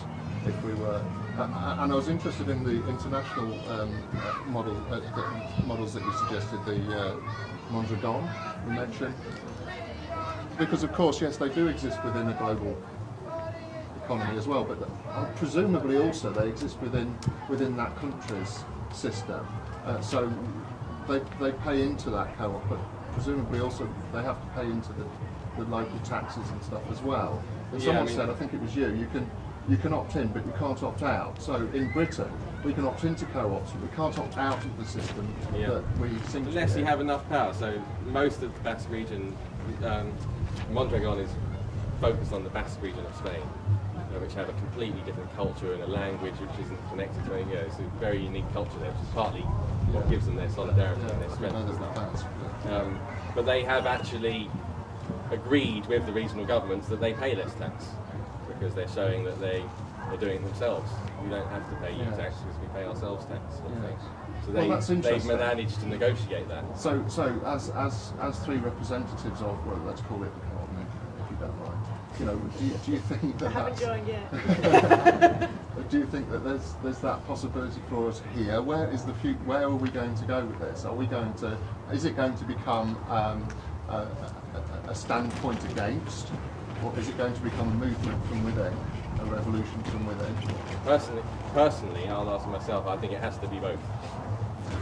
Is View that's my local town that have both. taken over their council? That's quite a good example, because now they're all paying taxes, council tax, to a publicly organised council. So their money is being spent on. They've got a little bit more of a say in how their taxes are being spent on a local level. There's another element to this though, that to a degree, when something is operating at a certain level, you're operating under the radar, but as things grow, you will get noticed, and if you become a threat, then the game changes. Yeah. And I just wondered, you know. I mean, this is starting to happen in Spain again. So aside from all the Mondragon stuff, there's various new political parties, but there's one called Podemos, which means we can in Spanish. And they just came out of nowhere just before, about 100 days before the last European elections, they came into existence. They got 8% of the national vote, they got over 1 million votes, and got 5 out of 54 seats. Almost completely out of nowhere, literally they hadn't existed 100 days before, which is amazing. And the way they've done that is by being really tech savvy, and they've got way more Facebook and Twitter friends than all the other parties put together, because all those old fogies haven't got a clue how to work that scene. I mean, they came out of the 15M movements, which are there. It's kind of what inspired Occupy, or the Indignados in Spain. So there is this sort of base, and things are more fucked there. Their vote was mostly unemployed young people who are completely and utterly disillusioned with the whole system and want a whole new thing. And their whole strapline was, when was the last time you felt elated when you were voting? Like, vote for us and you will. And to us, democracy isn't a 4-year process. They've already got, in Spain now, there's over 800 circles, which are little mini gatherings of people in Podemos who get together and decide things. And it's going to be really interesting to see what happens in their general election. If you're talking about that, would it make sense, or is it even then, that all of the cooperative groups of various descriptions link in with the Green parties to actually get a little bit of growth there to do exactly that? I would love that to happen. It's very interesting that this was the idea at the very outset of the co-op movement. Really, in the early days of the co-op movement, they were saying, well, we should have a political party. We'll team up with a political party and we'll advance jointly through the economy and through the political system. And it's kind of been a mixed outcome. I think what that experiment demonstrated is that it's a bit like a three-legged race. If you're tied too closely together, you will fall over. And I think what we need to have is a slightly more indirect relationship, where the cooperative movement is feeding resources into social change, and that might very well include Green parties. I think that's definitely part of the answer, but I think it probably won't be the kind of very close institutional connection that we had between the cooperative movement and the cooperative party. I think even people within the cooperative party at the moment are wondering if that's been such a terribly good idea. It's hobbled the co-op movement because it's seen as too political. It's no longer seen as impartial and unifying, which is what it really needs to be in communities. And it's also constrained the political system because as new political actors emerge, like the Green Party, they haven't been able to access the support that they need. So I suspect we'll see a looser connection, but nonetheless a supportive one. Yeah. I mean, I imagine most people here didn't know there was a co-op party. No, I didn't know there was a You co-op didn't know there was a co-op party. party? So yeah, But most I people. am from Northern Ireland, so... But what's sad about them from my perspective, and it made sense historically, they were working with the trade unions. So the co-op party is basically a little bitch of the Labour Party. It goes along with exactly what the Labour, which is part, and there has been institutional regular support to the co-op party from the big co-op supermarkets. But I can't remember which one. One of them has just decided to stop that. So one of the big independent cooperative societies, which make up the co-op group, has recently decided to stop routinely giving money to the co-op party and instead support local community social action projects. And I think there will, like Alice is saying, there's going to be more of that. I think the future of the co-op movement is really interesting, and I'll make 3 little sort of mini predictions about what I think is going to happen. One of the things that I think is going to happen is that cooperative principles and cooperative values will begin to be applied much more to money. I think in the last sort of 15, 20 years, we've seen some really interesting experiments with money. We've seen the growth of time banks, we've seen local exchange trading schemes have their boom and their bust, and we've seen now some transition currencies establishing, and I think the most successful, certainly the largest scale experiment being in Bristol at the moment, where I understand the Mayor, George Ferguson, is now taking his entire salary in Bristol pounds. And I think these are all really interesting experiments, but I think each one of them only had part of the solution. Let's was a terrific idea because it could conjure this this wealth out of nowhere by backing it with the willingness of people who work for the community. Unfortunately, it never quite achieved the level of confidence that it needed in order for people to be able to, meet basic needs through it. But it started from the right. It I started think so, from yeah, I the think- real, or say, like. Yeah, it's extraordinary grassroots. Exactly. Part of what stopped Bottom this up is regulation. People were starting to lose benefits because they were Yes, earning too many less. that remains a problem. But to be honest, that's not a problem particular to alternative currencies. That's a problem with being on benefits. The Bristol pound has achieved that level of confidence. You can get all sorts of goods and services in Bristol with it, but it's achieved that by being 100% backed by sterling, which means that all the problems that hard currencies, sterling brings, the scarcity, the divide between rich and poor, unfortunately all those problems are carried through into the Bristol pound because it's absolutely tied to hard currency. So I think there's going to be a hybrid of lets and transition currencies emerging soon, which is going to really shake things up a bit. The second prediction I'd make is that I think we will start to see this distinction between charitable, altruistic activities aimed at benefiting the community and self-help, pull yourself up by your bootstraps activities.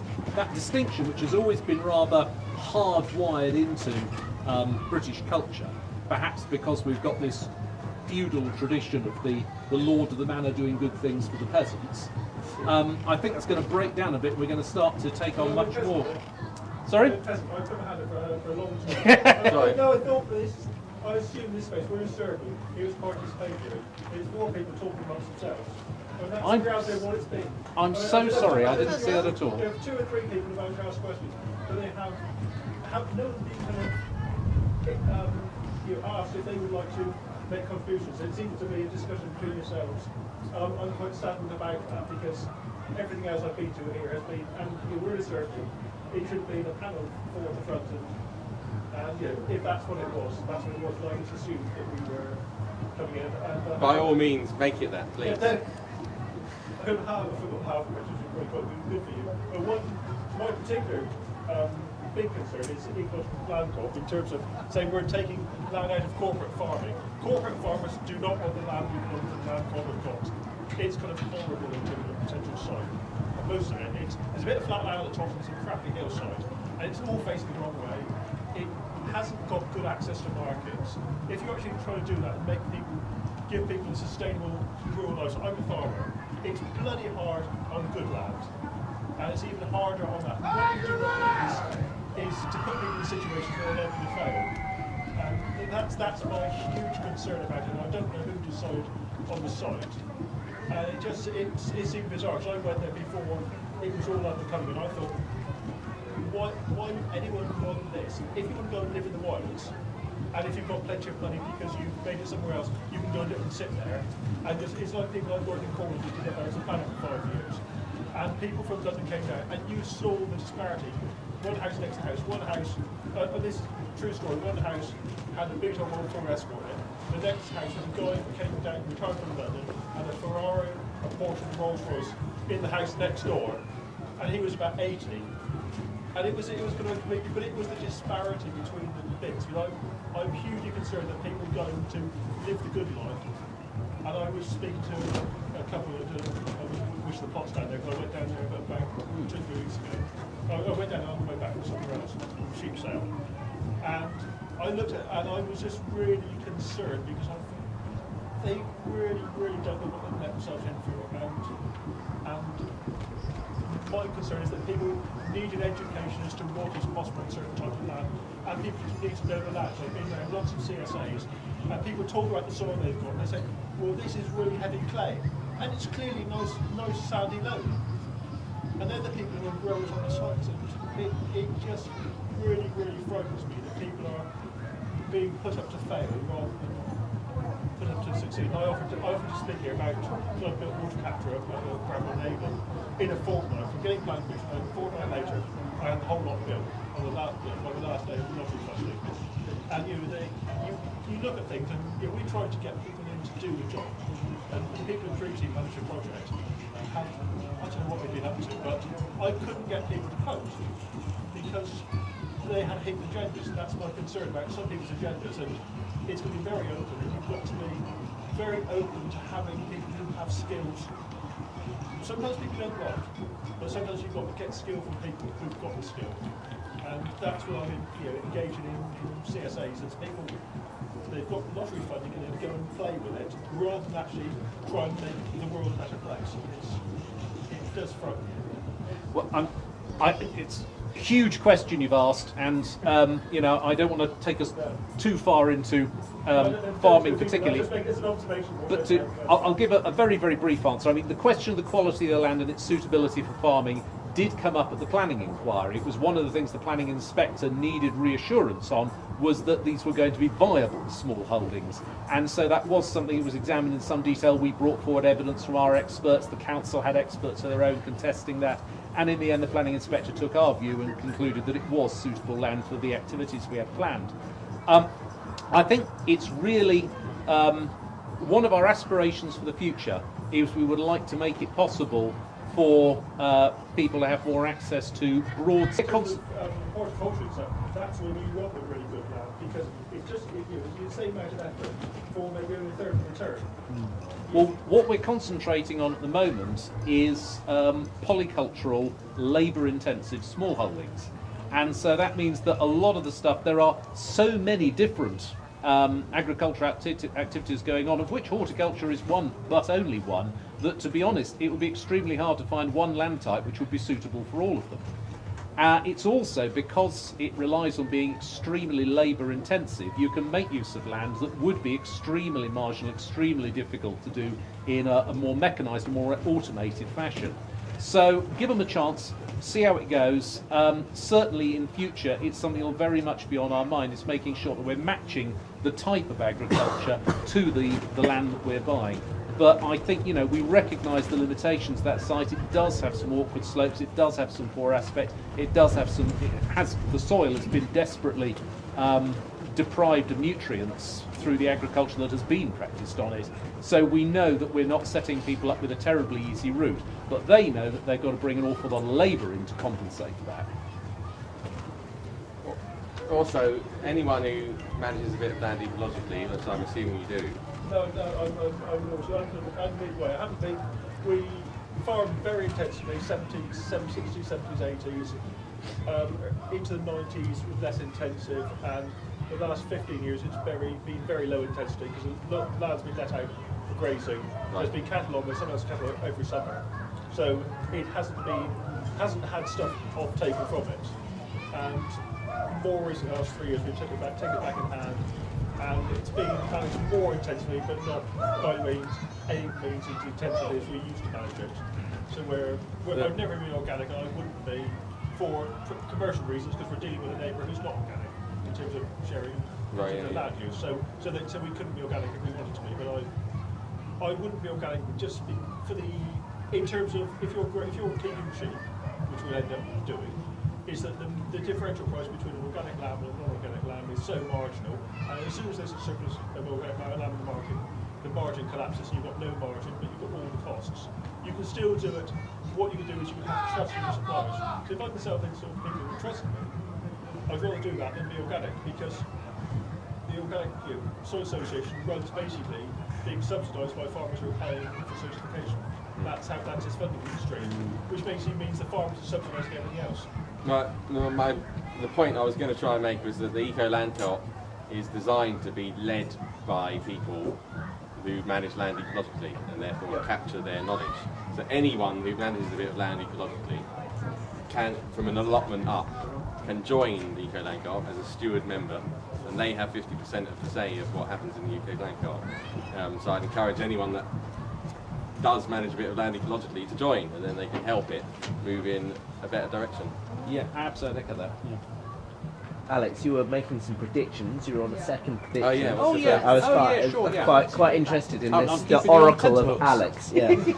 Okay. So prediction number 2 was that the divide between doing things for the benefit of others and doing things as self-help would begin to narrow, and we would see the idea, which is quite common in a lot of continental European countries, the idea of the social cooperative or the solidarity cooperative, becoming much more widespread. So cooperatives would be accountable to their users, but guided by a mission, guided by a social purpose. And so I'm really interested in this idea of the social cooperative and developing that. And the third prediction I was going to make is that we will start to these ideas, which are grand metaphors, I think sometimes we describe them as, the idea of the network, the idea of the peer-to-peer, the idea of open source, will be a shot in the arm for the COP movement. I think COP movement will be able to make a great deal out of that. I mean, I think the cooperative principles have often been described as a sort of a rule book that all co-ops follow. Open membership, one member, one vote, fair division of profits, autonomy, educating members, sustainable development. Those basic principles are sometimes considered rules that co-ops follow. But actually, if you look at it from another point of view, it's open source software. It's an algorithm, a method, a recipe for creating common wealth. And I think we're going to take a fresh look at the co-op principles and realise that they don't just have this limiting power, they're not a sort of straitjacket that we tie ourselves up in, they actually have a generative power. They're a method that can be applied to an enormously wide number of situations. It's also very sticky, very transmissible. And so it's very much like a meme, although I don't think the Rochdale pioneers used that word. And so I think it's going to... this new idea of open source networks is going to be something that will dovetail beautifully with the co-op principles and cause them to spread and be implemented more rapidly. So I see good things ahead for the co-op movement, broadly speaking. Is there anyone who hasn't spoke who would like to? There must be someone. I'm quite interested in the potential for this event to become a cooperative, but also, potentially a production company that can organise other events that we might like to participate in as well. Maybe conferences, you spoke about. I can't remember exactly the context, but an initial fund being generated that people were going to just initially spend it on training. Oh, yeah, yeah. That potentially there's a group of people, and just maybe because it's quite topical, because we're all sitting here and talking, and sometimes the conversation can bounce around a bit between different things, and maybe this is something we kind of have in common, that we're all sitting here in this space, and whether this kind of that kind of legal structure would be appropriate. Whether a group of people like this, which includes lots of people who are speakers and workshops and coming with content, coming with expertise, but also some people who want to, who are customers, who are coming predominantly to soak up that information without contributing as such in that way, but they're still user members of the same cooperative. And then a smaller group of workers would have investors too. Whether that would be appropriate, whether there are precedents, or whether it might be something that would... You are in real danger of leaving me nothing to say except yes. Yeah, you've spelled it out beautifully. An event like this is a wonderful example of where a multi-stakeholder structure can work really well, because you have these distinct stakeholder groups who are participating in very different ways. There's a small number of people who are working loads of hours to make the event come together, and then you've got a much larger group of people who are attending the event but bringing something very important themselves. The event really wouldn't be the same without them. And a multi-stakeholder structure is a great way to bring those two groups of people, those two stakeholder groups, together in a balanced fashion and give them both a strong voice in the running and the management of it. I wish I could tell you that. How many years have they been? I think it's a little over a year now. Would the event itself become a multi-stakeholder part, or would it be the production house? Well, this is getting into conceptual deep waters here. I mean, an event is an event. It is what it is. I don't think you could. It is obviously the organisation behind the event that is the cooperative. Yes. But yeah, hopefully that means that the sense of ownership and belonging will permeate and will, change the character of the event in a positive way. We could have some big events in the cooperative stadium that's going to soon be finished. in Manchester.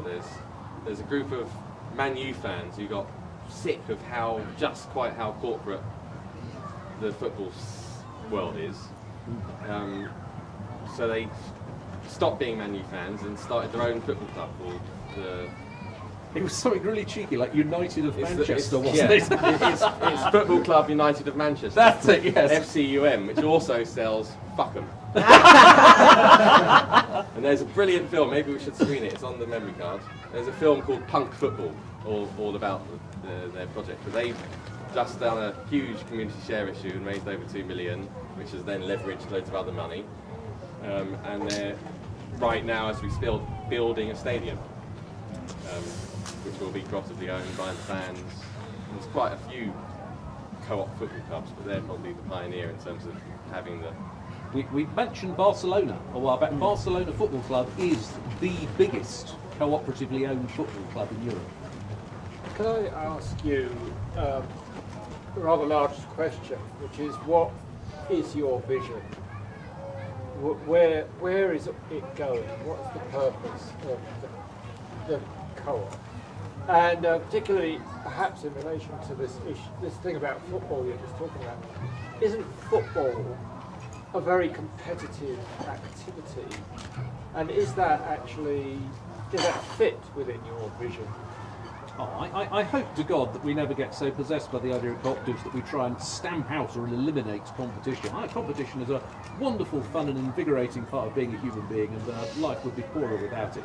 But it's cooperation, I think, is a way of getting things done.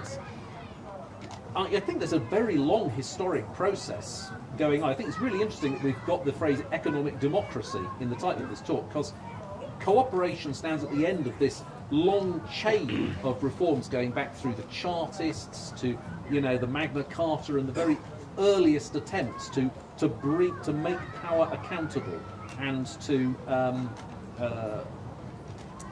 try and create that democratic spirit. And it's a continuation of that process of trying to extend the reach of democratic control, accountability, to the furthest reaches of our life, and to the things that are most important, have the most influence over us. And economics, business, is, I think, the sort of the final frontier. That's the Wild West at the moment, where might is right and anything goes, and the powerful can clobber the poor. And that's where the cooperative movement that's where we have the most urgent need now to introduce democracy, and that's what the cooperative movement is seeking to do. So if it achieved its goal, what would the world look like? I might be able to actually answer this. Oh, good. Have you been there? I can hopefully apply it to something that people can grasp, possibly. I'm writing my dissertation on community architecture, based on a collaborative approach in the design of not just new housing schemes. It's mostly going to be residential stuff, but also the improvement of existing neighbourhoods. And I think there's actually a lack of infrastructure to get people to communicate, opt-in opinions and concerns about how a development can be improved, or how a development can be built effectively and efficiently. Working with the location and the people, those two things, rather than building a housing estate and then people move in and buy the houses. Why not find out who wants to live here, and find out what they want, and then design it specially for these people that are interested. You can build a community before you could break ground on site, and it's those sort of things, like you were saying about Facebook. If a neighbourhood had a server in their community centre with the equivalent of Facebook, possibly an intranet, not necessarily accessible by someone on the other side of the country, but there's so much opportunity to share ideas, contribute towards things like planning issues, but much more than that. You could advertise yourself, your skills, and people can go there to connect that way. So I think it's going to be coming together in smaller local groups, and but I don't think the infrastructure exists yet for that sort of thing to happen, other than doing it through Facebook or Reddit or something. What I'm trying to get in physical space, what I'm manifesting, and it's been very good exercise undertaken by Transition Glastonbury that I found very good is that they did a survey of all the land around Glastonbury and found out who owned it. And that is a starting point of either accessing the land, reaching agreements with the owners, or arranging sales with the owners.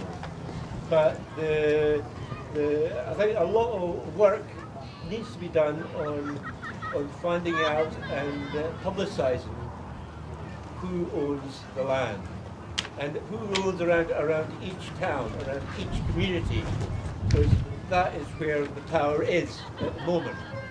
Can I jump We have the outward bit of democracy, but the the feudal land ownership is carried on underneath it in order to maintain that hegemony that we had thought would be overcome, but we're still living.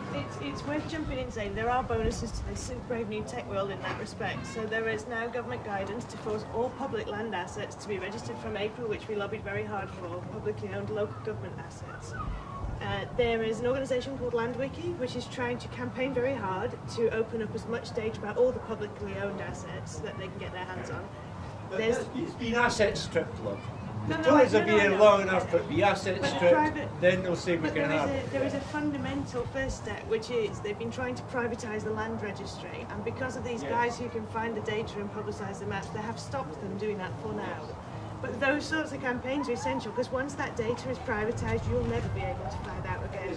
So we have to start the government selling off the data houses in the first place before we can go and then force them to open them up.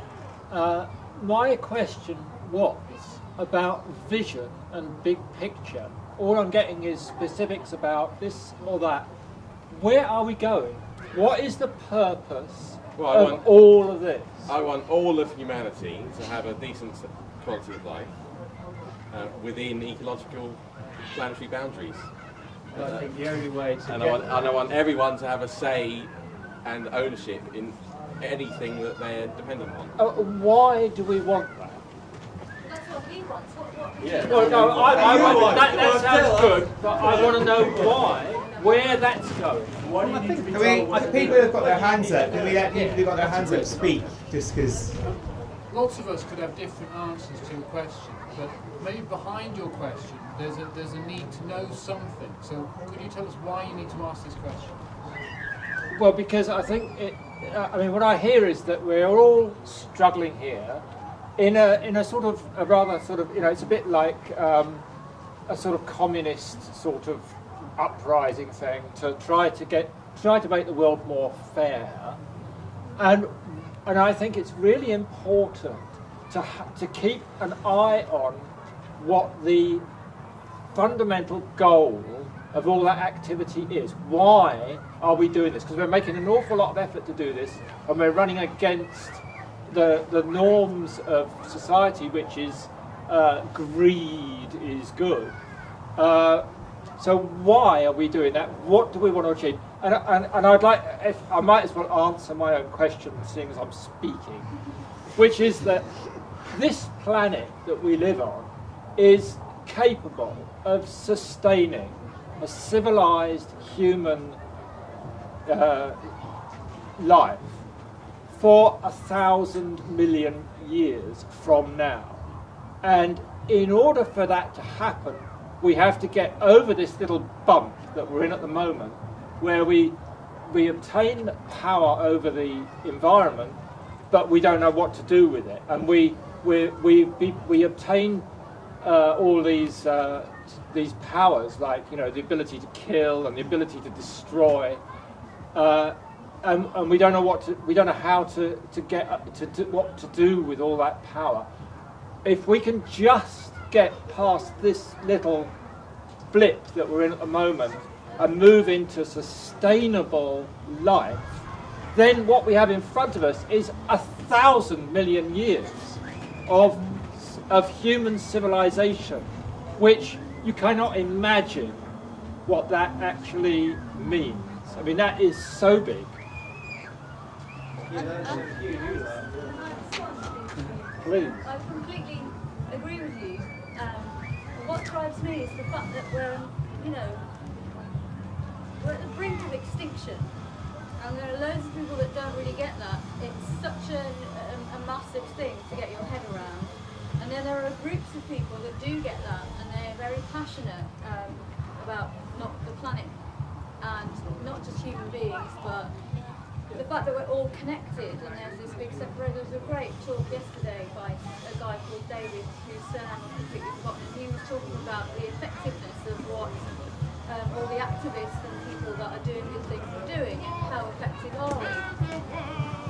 And I think what these guys and what this session is about is, there's no one solution. Everything is connected. It is about our ecological footprint. It's also about political democracy. It's also about economic democracy. And we can't have a big vision without all of these things converging together. And alongside that, having mass education. So we all understand what the hell everyone's talking about, because a lot of the time I sit in a session and I'm just like, and that was another aspect of talk yesterday, is what's going to connect with people's hearts. What are people really going to, what's that thing that's going to spark you that makes you then connect what sparks you with what's actually happening? It's happening globally. I feel very disconnected with things that are happening globally, and I'm constantly astonished when I find out about such and such a species about extinct, and I'm going to have a baby soon, and I would really like that child to come into a more just, fair world, and I would love to instill values that I can say, this isn't an experiment actually, because look, we've been fucking doing it for ages, and if you carry on, this is where we're going. And right now I don't really know what that means. I just think that off-grid and spaces like this are a great way of starting that conversation, because there's loads of amazing stuff that's happening, and that's why leveraging technology to be able to mass communicate what's happening, and using legal structures and providing platforms where we can start sharing things in a more tangible way is very exciting to me. That's why I am here. That's what I think Big Vision should be about. Yeah, thank you. Great. Can I add to that? I'm more of a spiritualist type of person, so I don't want to give up one institution for another institution, where they're going to say, right, you've got all these guidelines because we're all eco now and we're going to do it this way and you're going to fit into this one, but it's still another institution. So that's what do you do with those sort of grey areas for us out in theory type people who like to evolve organically? Well, can I answer that? You out there with the fairy people are lovely, but if you are living in a barren desert that is dying, you're not going to be out there with the fairies any longer. This have survived for thousands of millions of years. It's not going to survive for a lot longer if we carry on the way we are. Well, no, but they've done that by creating institutions and rules where they say we spend this much time being mental, we spend this time working for each other. That's what I'm saying. I don't want to be governed by another institution that isn't one. You want to choose your own. But you're governed by an institution that says that unless the air that comes into your nose is breathable, you will die. Yes, I don't agree with what's going on now completely, what's happening with the institutions we have right now. But what I'm saying is I don't want to be put into another situation where there's suddenly all these other rigid laws, and possibly some mistakes as well. But there are some things that you can't avoid, and survival. I'm just posing. I mean, we're talking about economic democracy here, and the difference between economic democracy and political democracy is the economy is very much about the things that you choose to do. You know, you are obliged to pay taxes to the government. You are not obliged to buy a can of Coke. And so, you know, if there's a co-op out there and you like the look of it, then join it. If there's a co-op out there and you don't think it rings your bell, don't.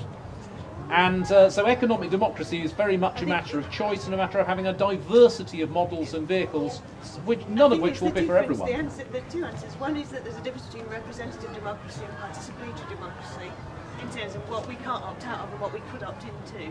And the other is, I think it comes back to your question, I'm going to be controversial and disagree with the proposition about setting up anything to organise an event.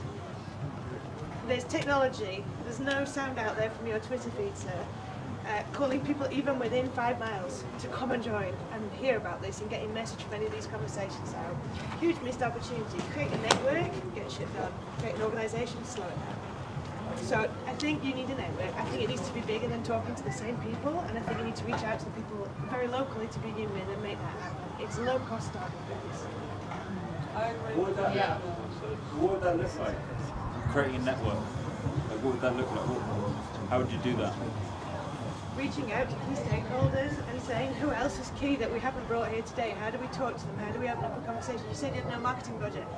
It's free. Facebook, for now, it's free as a lie. They're stealing your data and selling it. Use their thing. That's where the people are. Go and use it and talk to people. But you must be able to get your message out. I've never been invited to something like this before. It's fantastic. How do we get more people to come? Do you need to slow it down with lots of rules and an organisation? For me, I thought the advantage of forming as a multi-stakeholder co-op would be that we can bring people like you into the conversation, and then you can become a stakeholder and add value. Saying hi on Twitter, could you retweet this for the last 4 weeks?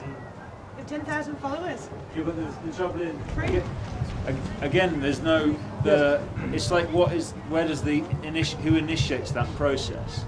The difference is this, I think.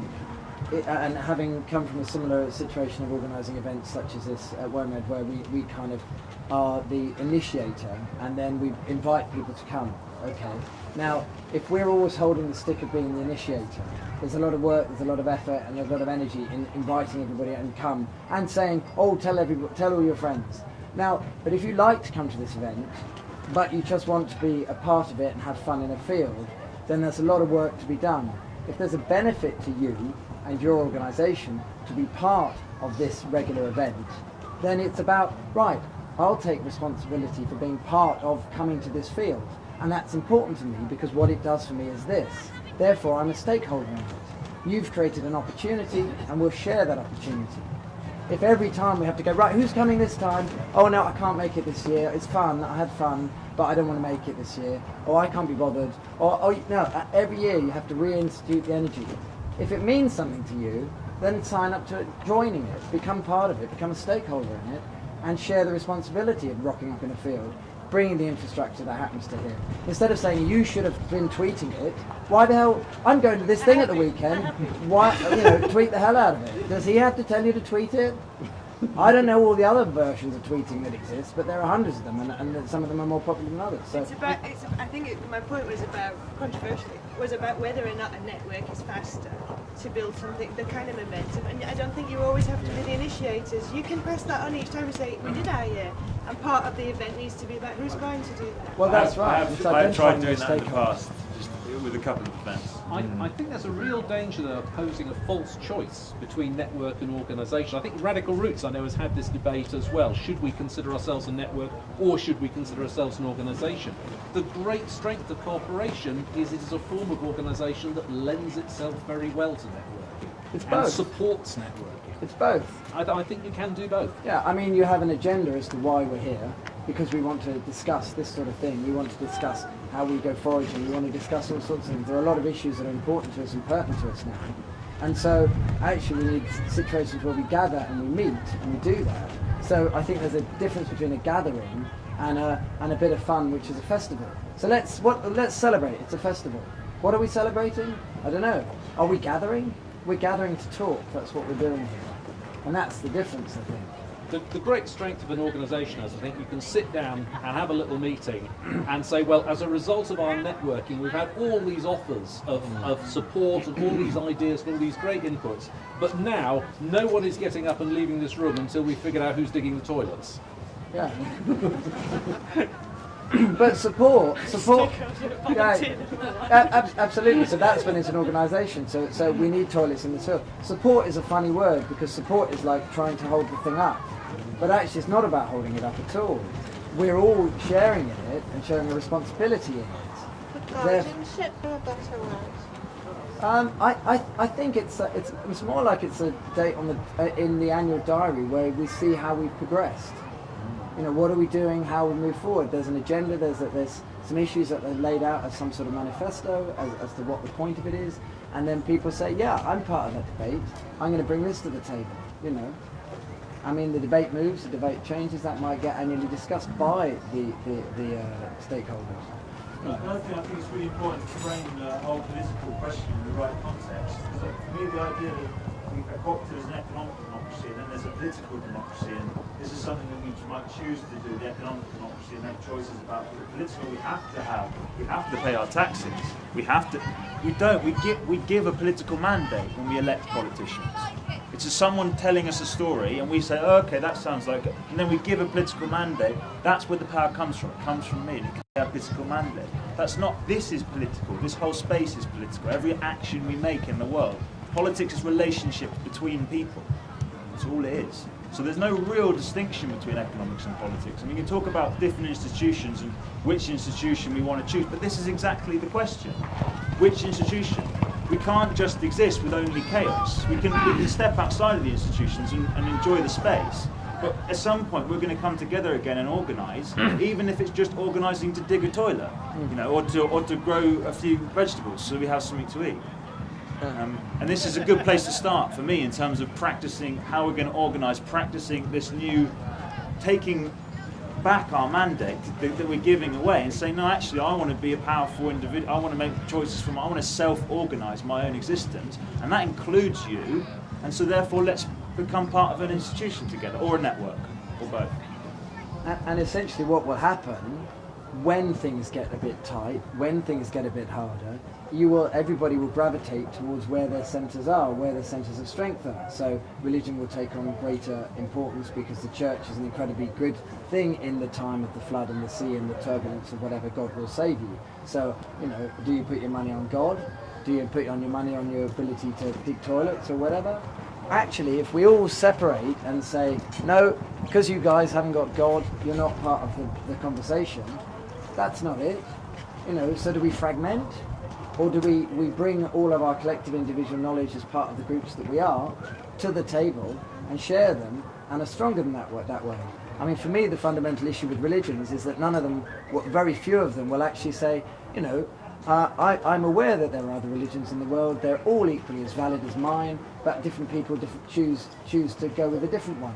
It benefits humanity to have this idea of religion and this thing, therefore that's okay, I'm doing this one, you're doing that one, that's good. We're all making different structures that we live in and that contain us, and depending on what, you know, when things get stressy, you know, who do you pull to? Do we pull apart, or do we come together? That's called, like the word, a cooperative. Like if you were seeing it on your network, like if you took it, like big, you were talking about the big picture.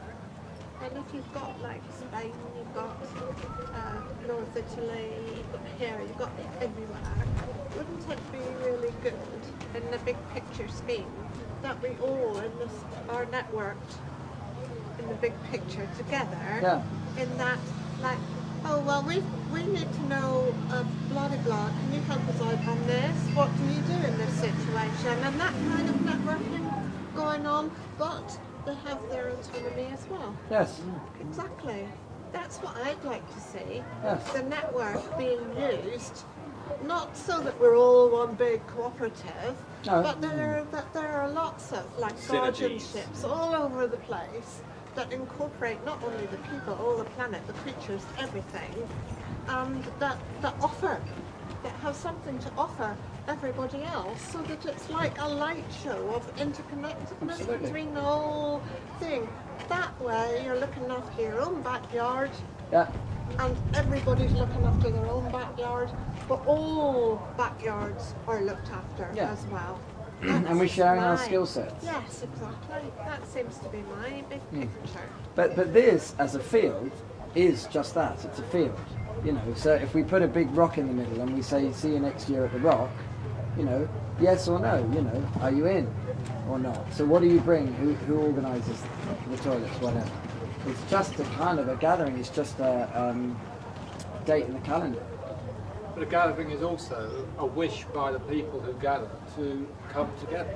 Yes. And why are they coming together? Thus, you need some sort of mandate or intention. Because they understand that there's a need to come together, and that there's a lack in the world of any sort of organisation around the crucial issues which we need to get on top of, which is how to move towards sustainable living. Well, and more, you know, being part of a purposeful community, almost irrelevant of what the purpose is a large part of what creates well-being for humans. You know, the Happy Planet Index. Irrelevant of what? It almost doesn't matter what the purpose is. Being part of a purposeful community makes humans happy. Yes. Okay. Yeah, you know, religion's the classic one. So.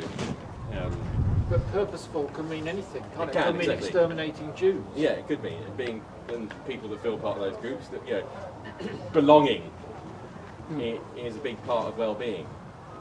In terms So it can go horribly wrong. It can go horribly wrong, yeah. So in terms of the big so vision, we need to have a goal which is. Well, we can all have different. We can all have a different opinion on what wrong is. I mean, you could argue all sorts of, you know, Christianity, Catholicism, all sorts of things. Well, that's why I'm have saying gone about the big picture. We need to know where we're going, and I'm saying where we're going is we want to create. Well, we don't. Know, well, I don't know that we're going anywhere. Is the reality, right? We're here. Time, the future isn't ahead of us. The future isn't behind us. We're right here in the thing. You know, stuff is going to just be happening to us. And how prepared you are for that is really the issue. No, I disagree with you. I think we have to know where we're going. Well, that's an intention or move to the plan. Yeah, go on. It seems to me that asking this question that we need to know where we're going could be a personal thing. I might need to know where I'm going. I might find common cause with other people around me, and I might choose to collaborate with them on some project or be in a community with them or something like that. But the thing is I need to know where I'm going. I can't say for other people where they're going to be going, because I can't predict what their course is. Well, I'm sorry, but that doesn't work for me. What works for me is that we need, you know, like, that there is a clear and wonderful goal that we can work towards, which is a sustainable world which can carry on for a vast amount of time. That is a beautiful thing to have in mind as to where we're going. I mean, I think part of the reason why nobody is interested in sustainability and you know, living in a way that makes sense is because they don't have any kind of. Nobody's suggested that to them. They just think in terms of, well, what's the point? You know, if you ask most people what's the purpose of life, they haven't got any idea at all. Would you, sorry, just to ask a question, if you were to say to a city executive, would you come sit in a field on a sunny day, sit in a tent and talk about this, and they said no on principle, would you be happy in yourself to continue your path to harmony, knowing that they're choosing for different people? Well, yeah, I mean, obviously other people have to do what they're going to do, but I think that this vision of where we're going is just, people don't seem to have it. They don't seem to understand, you know, but how important it is. 1,000 million years. You know, that is what we have the potential of here. We've had society has existed for 5,000 years at the most. Yeah, no, and history shows us that we are incapable of looking after ourselves time and time again. So far. Because of the choices the others make, or because of choices we make. But sorry. I think you're wrong. I think there's been loads of different visions put out there about the how a better world could be. You know, like for me, what I would like to see is pretty much libertarian communism. You know, which is, you know, where we all get our needs provided for. we look after the planet, we look after each other, and we don't have like a Stalinist dictatorship, that totalitarian society. We have some sort of freedom where the complexity of society can be managed by the complexity of the solutions. But under capitalism, that is probably never going to happen, because the dynamic of capitalism doesn't allow for that sort of structure. So you need to get rid of the monetary system and the way that resources are distributed in order to have a shift in consciousness away from where we are now to something different that brings you to what, Star Trek or whatever. Star Trek is quite a utopian example of where people, people get their needs met. It starts from very often from material circumstances that society is based on, a material base. People can't do anything like this without having a secure material base. I mean, you can't do what you want to do without food, housing, the basics. We need to start from the way of providing those basics, which doesn't destroy the planet. Permaculture, it's so simple. Earth care, people care for our shares. That's pretty much what we need to get to. But what is the reason why you want to get to that place of having, what is it, you described it as some sort of communist... libertarian communism. Libertarian communism. Yeah. What is the reason? Why do you want to have that? Because I feel that under the society we have now, we're alienated from each other. The human potential is vastly wasted. We don't realise ourselves properly. We're restricted in our growth. So it's a pretty sick society. Doesn't really look after everyone. Doesn't look after hardly anyone, actually, really, properly. So I think, personally, for me, I would flourish better and feel a lot happier in a society where we care about each other and people's needs are met in a realistic way based on the resources that we have. Yeah, well, that's all very well, but for someone else who thinks they're doing all right, like the businessman who's got, a pad in New York City and he's doing very nicely. He doesn't agree with you. He doesn't feel like he wants communism, okay?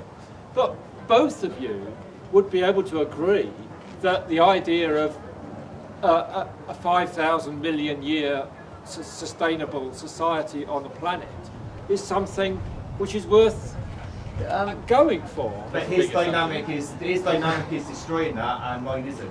No, but if he understood that, then he wouldn't want to destroy it. I can't imagine anybody. That seems to me to be such an obvious thing. It's so big. Why would But the issues are surely very simple and clear. The perspective that you're looking at is from a human-centric point of view. So we want humanity to continue on this planet for a long period of time. That's what you're saying. Yeah. So we want to sustain human beings on the planet. Whether the planet can or will sustain human beings will be tested shortly, probably.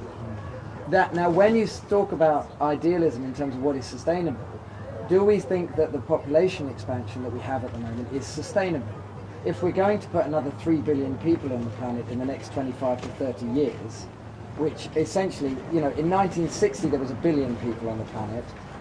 Between 1960 and 2000, we went up to 3 billion. Between 2000 and 2007, we're at 6 to 7, or 2013, we're at 6 to 7 billion.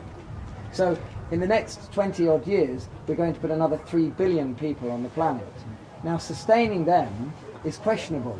So in terms of managing us as an organism, maybe not killing the Jews is the issue, but we might all have to take lots as to how we reduce the population, or we let nature do it. No, I think. We've got. The United Nations says that the population is going to reach 10 billion, and then it's going to fall And then, back again. okay, so reaching 10 billion, I agree with you, and that's a very interesting thing. So it's moving up at 3 billion every 25 years. It is. It reaches 10 billion and then it starts to yes. decline. So currently it's going up at 3 billion. every 25 years. So does that decline? How does that decline happen? It stops. It happens because as countries become more civilized, Yes. they stop breeding. So So that's why it'll level stabilises. out, or will it be Ebola or something like nobody's that? going to wipe out. People just stop So, breeding. so it'll level at 10 billion. It's happening now. The rate of growth is gradually It's easing off. slowing off. But there is a real issue though around 10 billion consuming at the same level as we're consuming now. We cannot have 10 billion people on the planet consuming like. And as you like say, we they get more consume. civilized. That's And it. We according can't. to the National Geographic, I mean, There is their expectation that I read the other day was about by 2050. That's why you have to have communism. By 2050, the population will have increased by 35%. Yet the food requirement that we will need to meet that will be a further 50% on what we have at the moment. Yeah, I mean, nobody's saying it's going to be easy, and we have to really get sensible about how we live. But I think it can be done. So just should have we all to agree that we do top it out at 10 billion, just in case anybody who gets uncivilized decides that they want to keep increasing it a bit? Or do we just trust that they've got the But numbers it's not right and we only just that, is it? relax about It's it? how we behave. You know, if I mean, he's saying we get a bit more civilized, therefore it levels out, and that's why it's going to stop at 10 if we billion. behave in an irresponsible way, then the planet will not sustain us. So what's irresponsible? I mean, we've gone from 3 billion in the 60s to to doubling now, and we're going, in 40 years since we've existed, where population is, tickled along at a billion. Irresponsible is moving stuff from Peru to Britain because we want to eat those particular things. We have to start living sustainably. We have to start moving towards sustainable living. So why have we increased the population? Why has the population increased? Because people in the last, breed. Yes. Well, because people are afraid. But yes, I mean, they're clearly afraid they that do. No one will be around to look after them in their old age. What I'm saying is, they're why is it afraid increased that their children exponentially? are going to all die off. So that people have children. But they've had that fear forever, and in Victorian times, you'd lose 3 or 4 kids, And now, so that would be normal. Now the fear is fading. Yeah. Women all over the world are saying, well, sod that, I don't need to have more than 2 children, I'm not going to have more than 2 children. But it's been at $1 billion for hundreds of years, and it's gone up massively. Yeah, I think we're kind of getting. You can't control it. This lady hasn't said anything yet. Your turn. It's a big question. I know. I feel the same. Well, it is a big HR. question, and research has been done, and I'm inclined to agree when the research is saying that the population will level out, and we do need to carry on differently to how we are. If we're more efficient and we're intelligent and use our intelligence and our technology, it is manageable. There is a huge amount of waste in what we do now, and if we aren't wasting, we can support more people than we do now and support them well. I believe it's possible. It is possible. Not under capitalism. I would say that is the point of this discussion, because we are talking about getting into an open source system that is going to give us the power to decide our future, which the current system isn't driven to do at the moment. We don't know what the future is going to bring, but at least we're going to put ourselves in a position where we have more control over how Yeah, we I think it's accept great. it. I think it's Yeah. good. I think it's good. I was just simply asking about vision. Yeah, it's utopias. You start Utopias. young children as well, so you develop them in their own schooling programs. You're always going to have different tribes going off and doing their own things. Nobody's all going to be the same. So if you start educating the basics, as in sustainable living, in the schooling structure, that's much more important than fitting into the mold that's already exists. Then you're starting somewhere, and you guys are coming from the old system, so you've got to strip down even your headspace to take on board a new system. Your kids will be able to do that if they come through with fresh ideas. I feel like I'm looking at some quite highly academic people in this sort of corner. I've actually come through exactly those things. I was raised by hardcore hippies. Yeah. It's all about love. So starting schools, I mean, the Muslims have Muslim schools. Why don't you start some eco schools? There already are. There are schools in the woods that's going to Our schools, I mean, the schools in this country teach a prescribed curriculum. and part of that curriculum is that, you know, a distorted version of history is taught. And I think they're not allowed to teach too much about climate change, aren't they? I mean, there are things that they have to keep, the teachers have to keep stum about, you know, to do with the trouble that's going on in the world. I think academies are a bit more open as to what they will teach, and that's becoming more common.